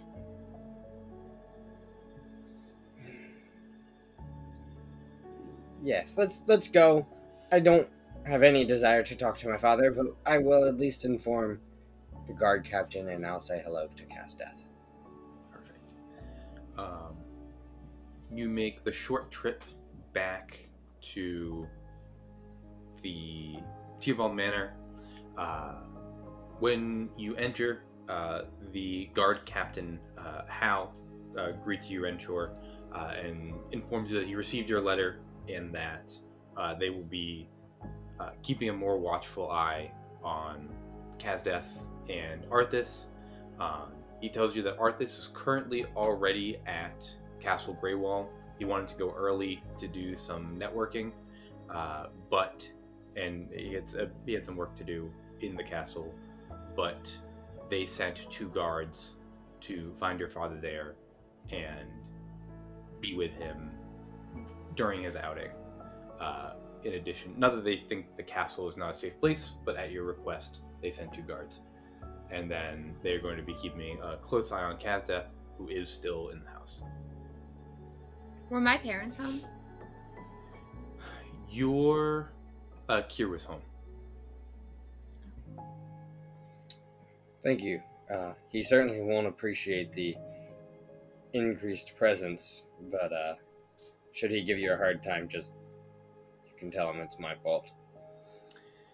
I would hate to throw you under the carriage like that, sir, but if you insist. Yes. But yes, thank you. But thank you yes, so please. much. I also, I will be using that, yes. Hate to do it, but I will. I don't want anyone to be under Arthur's wrath, but I'd rather his son than me. Better one of us than both of us. I appreciate your consideration. And I will go upstairs and check on Kazdeth. Yeah, absolutely. Do you wish for us to follow, or do you want us to wait in the foyer? I will hang out awkwardly. I will kind of wait unless you motion us up. Otherwise, I'm just gonna hang out in the foyer with Eleanor. You guys can hang out in the foyer. Okay. You probably have a sitting room for us. He's gonna make you stand in the foyer. Floor. Yeah. I mean, you both know the house. Whatever you want. You find Kazdeth in the library. He is currently poring over books about Blacksbane law and Calorian law. No, cool. I won't bother him then. Deal. A successful interaction with Kazdeth. The Tyrfall family, the closest ones you'll Like, ever like- know. It just Earnshaw peeks into the library and goes, "Hey, he's still alive." Eh. You wait a So second good. to see if he has all his fingers, and then you move on. Wait, yeah, I you like should look. Windsor Wait, peeking hold over on. the You door. need to see if he has all his fingers. I don't think he'd be chilling in the library if he was missing a finger. He'd at least have bandages. He's a rather prima donna. Unlike me. I do want to double check with John. Yes. Do I have my oddly spherical pouch on me? I would say yes. I would Only agree. because you had Okay. mentioned that you were taking it with you. That's totally up to you. In the event I didn't have it previously, I will stop in my room and grab it, though I am under the impression that I already did have it. Deal. Perfect. You. I think you did. You stop in your room. You quick little study session on Grandpa's journal. Just kind of flip through it to see if you see anything important, and then you're back in for sure. Nope, you definitely have your sphere on you. Perfect. Okay. I will meet the both of you in the foyer. Okay, we're all good. He's well? He certainly is. Well, that is good to hear. You were very quick. Well, it don't take long to see if someone is well. You know? Breathing. Reading. 10 fingers. All good. I don't have siblings, so. This must be how siblings act. Yeah. Perfect. Yeah. Where is your next stop? And if you want to wait here until like 3 p.m., that's totally fine too. Like, yeah, whatever. However the time. Yeah. Do we works out. want to follow the Kimbridges' carriage from their estate to the castle? Or do we want to go to the castle, under the guise of, like, me being there with my mama or something, and stake out the carriage there and follow it from a more central I think location? either option works. I guess my plan was to wait here and follow them from their house. Quillen carriage following theirs doesn't really raise too much suspicion, as the Quillens are also headed towards the castle for the same meeting, and then that way we have eyes on it from start to finish, straight to the castle. We can see where it heads from there, make sure we don't lose it. Unless you have reason to be at the castle early. No, I just... If we're going from here to the castle, might as well just follow them there, right? Sure, but they don't live next door. If they're down the road, they're gonna pass your house, Okay. right? You're basically next door to me, and they're just down the road from me. I don't know the geography of the city. I know in episode 1, I made a joke about you having to go far out of your way to drop the Kimbridges off when you were right down the street. Yeah. It certainly was. And Renshore has now said that they had to pass you to get to the castle. So both of those things are true. Yeah. Sure. Perfect. Yeah, we'll wait for them to pass by, and then we'll trail behind them. Excellent. You guys are wait, and as 3 o'clock rolls around, 3:30 rolls around, you see not like a parade, but a line of carriages begin to move down the street as they lots of the counts and viscounts are making their way towards the impromptu pristine meeting that has been established for this evening. As the carriages move, you see all of the carriages are all branded with the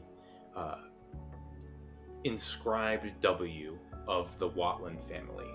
The counts that are have a monopoly on the carriage and the travel among before the war and before the betrayal of the witches and mages, pretty much a monopoly on the travel devices of all of House Blacksbane. But their finest carriages are always reserved for the nobility.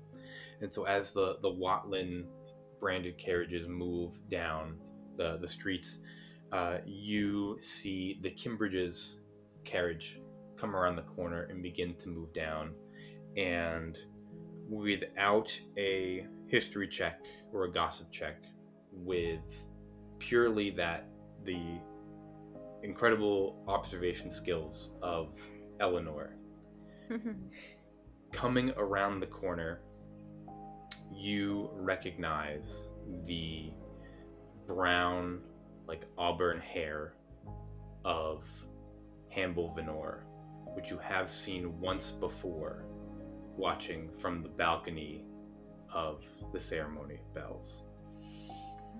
And although you have not seen his face before, you recognize his hair as the carriages move by. Wait, what? He's Is it the long one brown who's- hair? He has long brown hair. you said was either an elf or a woman. Mm-hmm. Yep. And you see In a the maroon elven. cloak. Oh, You see the He's- elven He man. has a... Yes, you see the elven man, Hamble Venor. I honestly just defaulted to a woman. I don't know why, but in my Well- head, that person was just a woman. John later used she. Oh, did I? Ooh. Well, Yeah, but that was- was our natural conclusion. But I was like, oh, John's revealing something that we weren't supposed to know, and I think I instead just it was a got caught red up. herring yeah. I think I got caught up with the lie. caught up in the lie. Yeah. Nope. It worked. No, you're all It- good. It worked. I think other people also during the ceremony referred to it as a she, and again, got caught up in the lie. Listen, we put no further investigate. We had no idea how to find this person. It didn't change her. That is fair. So Eleanor, you right away recognize this as the person both that talked to the three people that attacked you. You saw Mhm. you saw Hamble come in, talk to three people, go into the bell tower. He looked with his binoculars or with his telescope to the To Asphodel Tower. Astral Tower. Yep, where you saw something move, Mhm. and then you did not see him leave the tower. This guy's involved. But you Yeah. did see him with a maroon Yes. cloak. He was wearing a maroon cloak. I would like right away be like telling Julius like, oh, let's go to the castle now. Yeah. And And then relay all of that information to. Yeah, my absolutely. friends. You are able, because you guys have prepped this so much, your carriage pulls out right behind the Kimbridges. Well, Yep, you guys we're are now on his tail. Definitely Cult of Cinderfall. Wow. Yeah. you Do you think he's like high up? High up enough to give orders.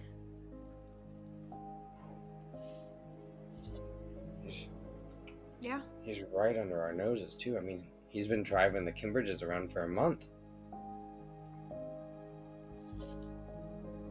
the carriage follows them to the steps of Castle Greywall. The Kimbridges step out. It is only Landon Kimbridge and one or two servants that step out with him, and they begin to ascend the stairs towards the castle. And then Julius turns to you and is, would you like to step out, or would I'm going to I believe the carriages are parking across the street, and they'll wait for their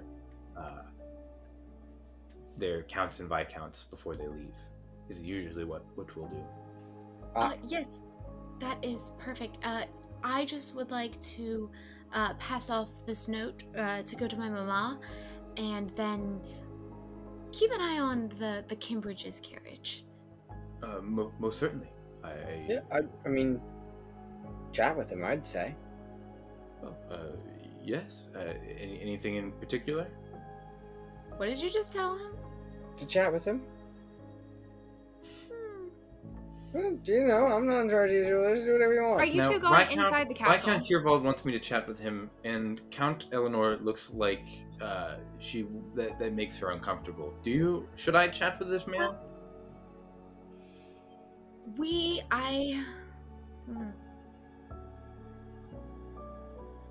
I think chat with the man if it seems normal. If he would like to have a conversation, if you are nearby, you don't make it weird.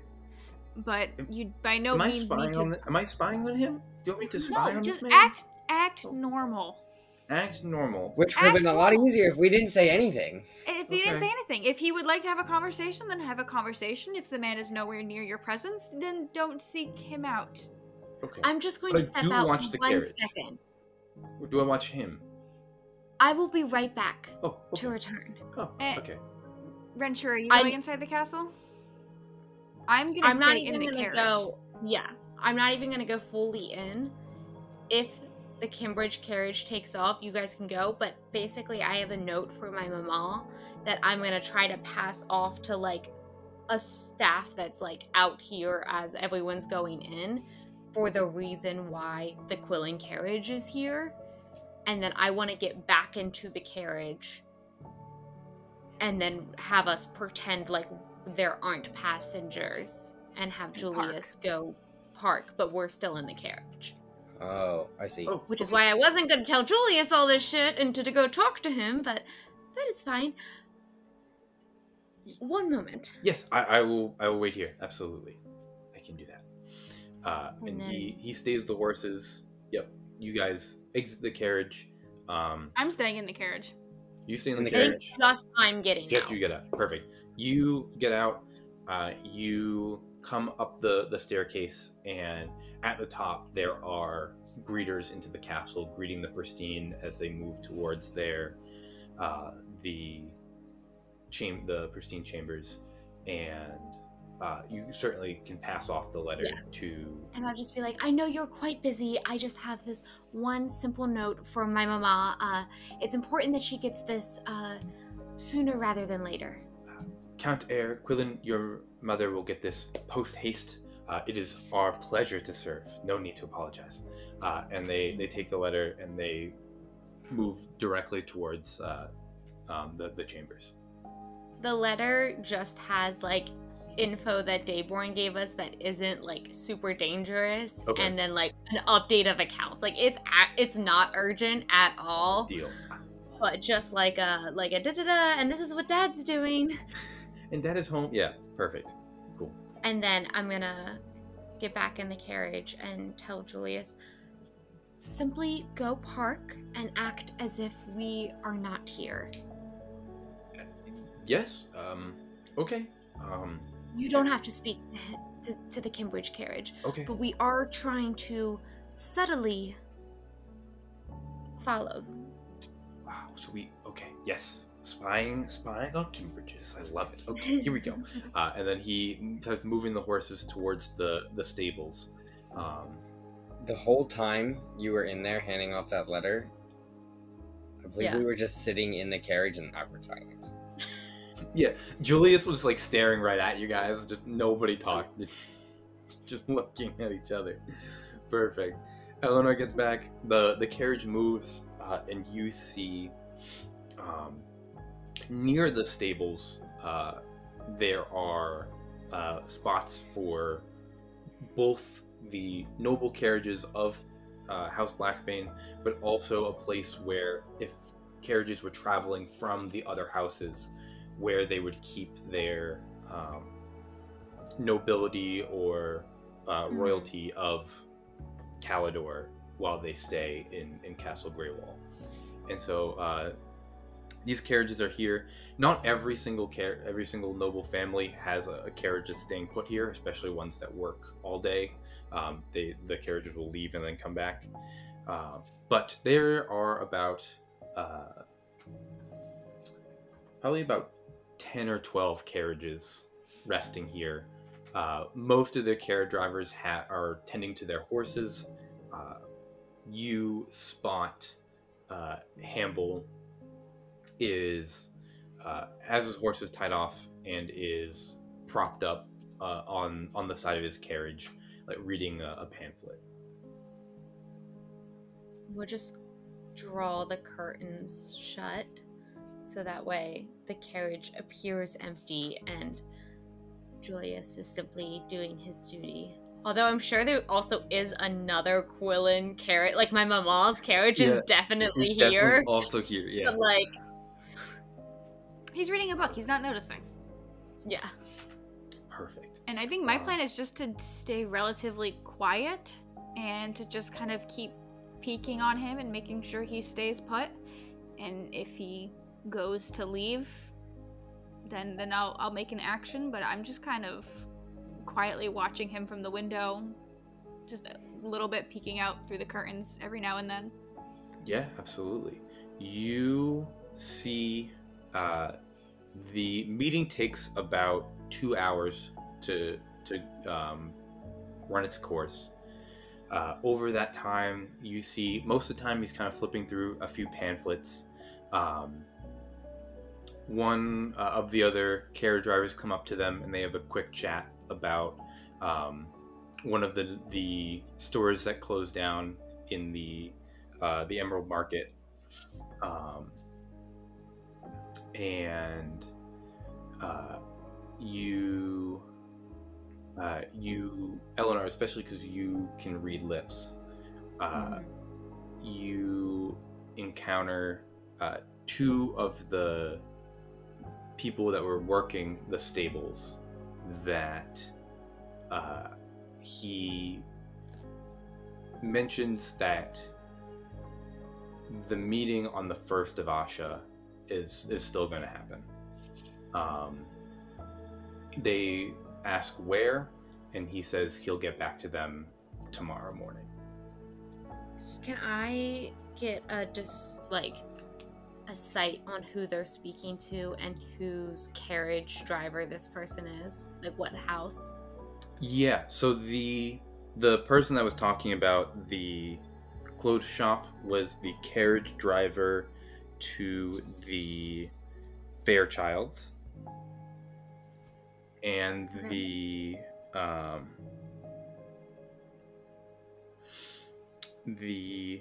two stable workers. One is a blonde female halfling, and one is a dark-skinned. It would be like dark red tiefling.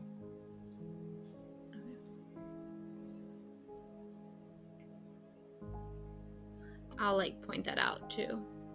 Mm-hmm. Oriana, I'm unsure. So he is recruiting these areas. It seems like the cult is rather large within the working class. Makes sense. Yeah. It's ever growing. All right. Quite unfortunate. I'm gonna keep sitting here and watching him throughout the night until it's time to leave, and even after he brings the Cambridges back home. My plan is just to keep sitting here. Yeah. Eleanor is kind of peeking around and watching all of the workers and just kind of inspecting this other social class and being I don't know, it doesn't seem like their lives are really that bad. Of course Hera this is all internal, but of course she had an unfortunate circumstance happen to her, but she just heard the Eat the Rich propaganda movement and is confused. No, you're kind of watching all of the stable workers go about tending to the horses. The meeting concludes. The Vinor leaves again. You follow him again. He picks up the Kimbridges. Give me a stealth check from all three of you as you follow them past the pickup. Dirty 20. Okay. Ooh. 23.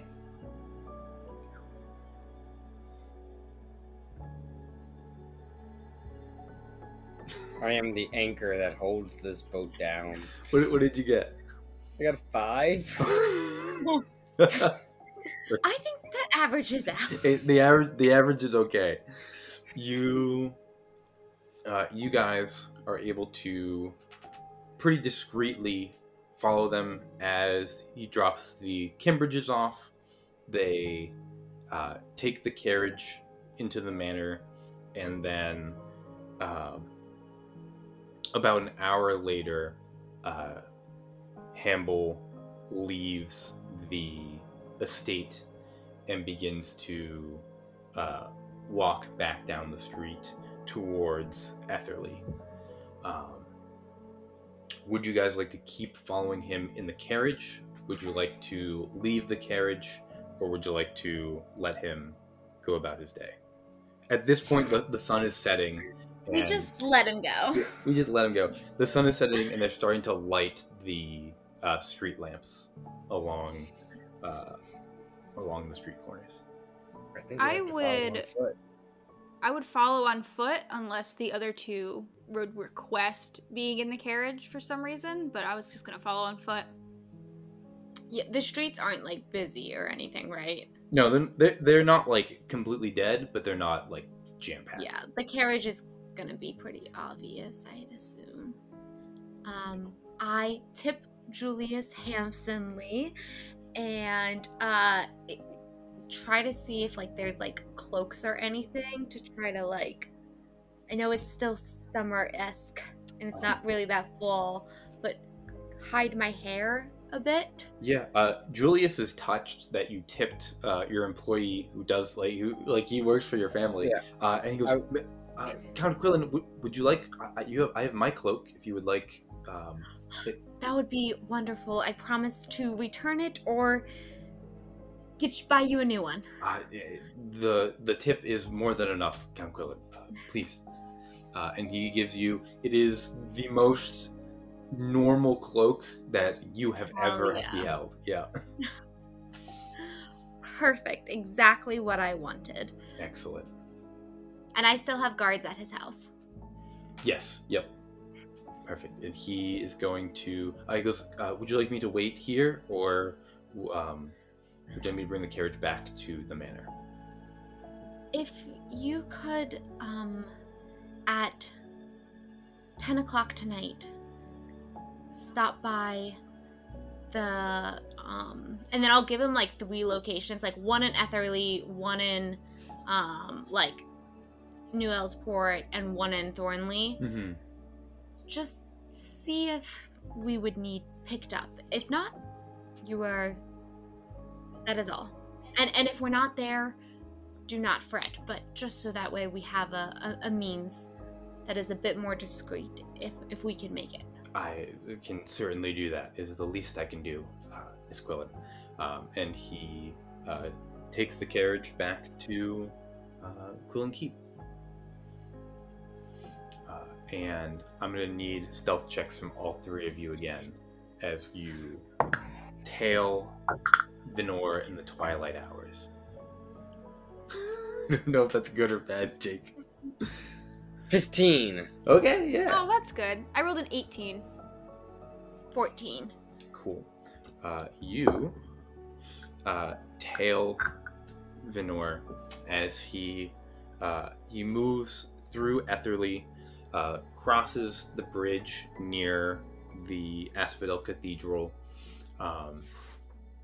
You follow him as he actually moves past Etherly and moves into New Elsport. I'm like huffing. That's- There's quite a lot of walking to do in heels. I wasn't quite prepared for this. Oh yeah. I'm wearing like 4, 5, 6-inch heels, like trying to like at all times just to be a little bit closer to like probably reach below my friend's shoulders. Yeah. That sounds awful. You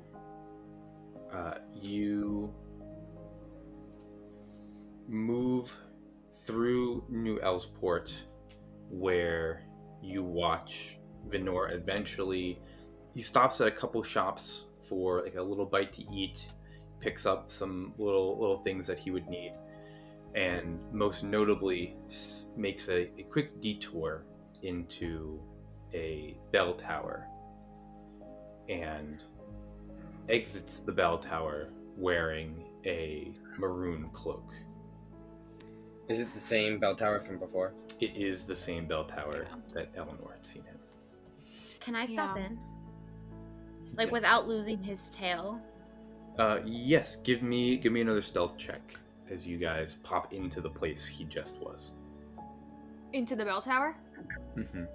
I want to go in if you guys want to. I'm Yeah, going to hang stay in out. the shadows tailing him. Sure. Yep. I'm I'm gonna out. stay out and keep an eye on him, but also keep an eye on the tower so that when you come out, you can kind of see where I am to catch up with him. But I'm gonna like stay in the middle so I can still watch him and still kind of keep an eye on the tower a bit. I rolled a dirty 20, Perfect. I didn't even. Cool. Ooh, and another I 23. want to. Ooh, nice.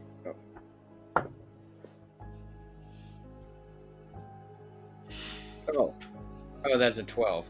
I thought it was a 2. Ah, So that's a 13. perfect.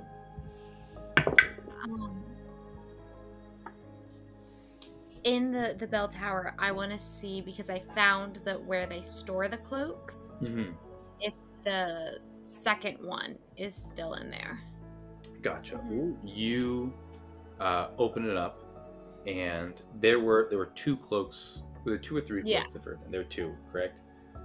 Mhm. The 2. there are no cloaks in the in this spot anymore. Okay, never mind. Yeah. I was gonna wear a cloak. I joined them to continue tailing. Good deal. Do a little teeter run, Sure. catch up To quietly. Yeah. To I guess I'll give you the option to retcon this a little bit. You would know that after Hera was captured, her cloak would be in Black Tomb.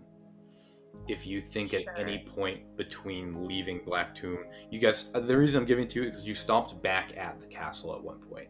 Well, And so if between, like, you guys were in the castle a lot today, if you think you guys would have made a stop to take that, granted that is evidence, but like a count could get away with I taking don't. it. But I No. don't think I would have grabbed that. deal, perfect. I think it's just good I could information grab- to know that the second one was taken, and more so than us Yeah. having When the cloak when on we our were person. at the ceremony of bells, did Hera have her cloak on? No. Like, did she, when she's okay? No. So the 2 might have just been Hera's and Annabelle's. Okay. Yeah, cool. You are not caught going into there.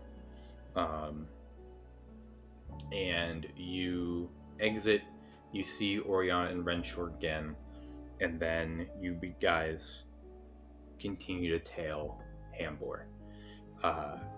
As you go, I need one more stealth check from everybody and a perception check, as now you see he is weaving a lot more in between streets. He is, you can tell with your insight, Eleanor and Oriana, that at this point he hasn't spotted you, but he is moving like he is trying to avoid to evade. Mhm. to evade people. Okay.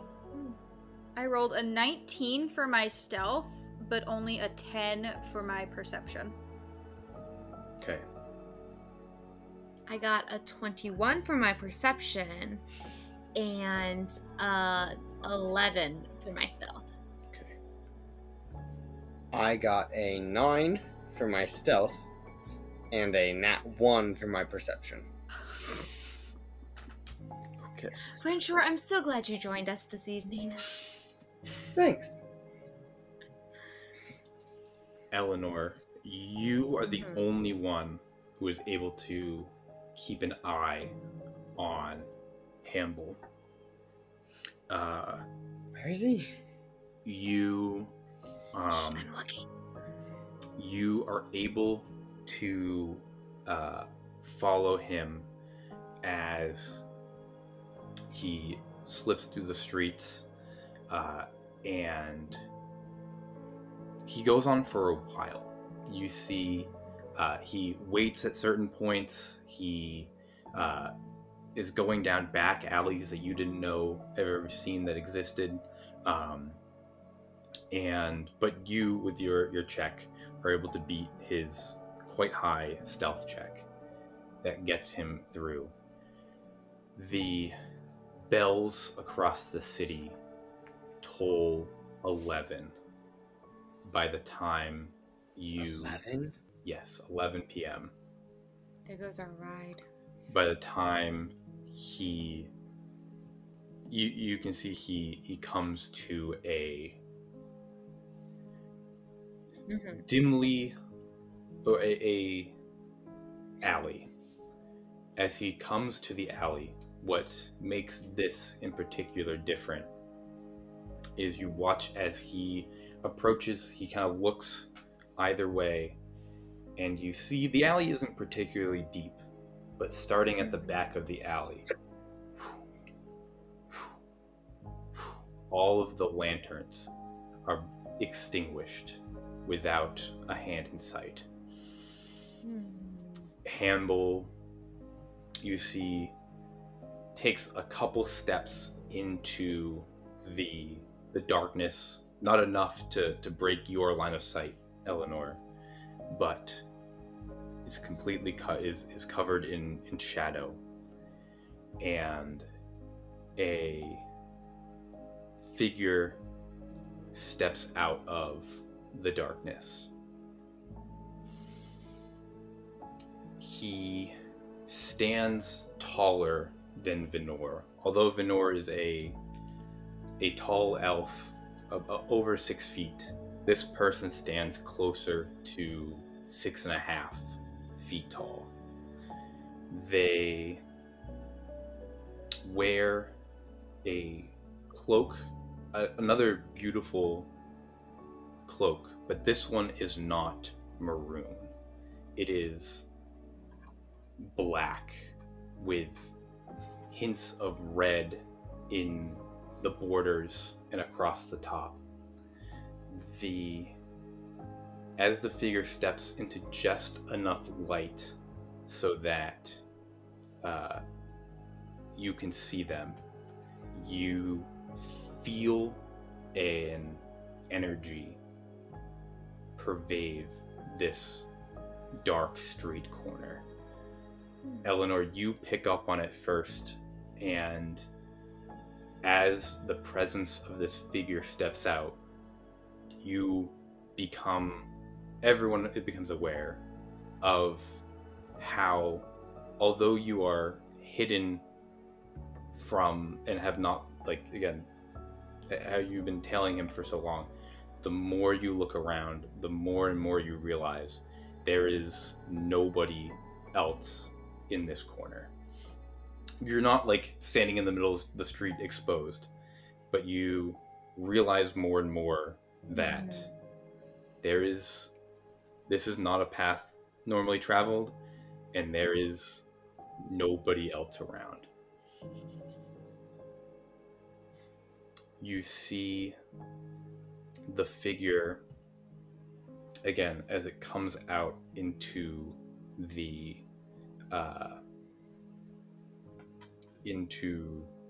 light.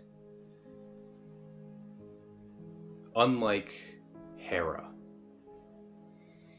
The mask this figure wears is not a mask of the theater guild. It is not a theater mask. Beneath the cloak, you can see a mask of bone. A skull, not human, but not of any beast that you have ever seen. You can see the dark eye sockets of where the bone meets the cheek. You can see two sharp fangs curl around the bottom of the cloak, and two long fangs drop down from the middle. The figure steps out into just enough light for you to make out these fangs in the cheeks and the bone of the mask. And immediately you see Hamble's body tense, as if he has been frozen in place by fear or by a force that has gripped a hold of him. The figure takes a thick, heavy-set hand, grips it around Hamble's throat, and lifts him just like his heels off the ground, and leans in.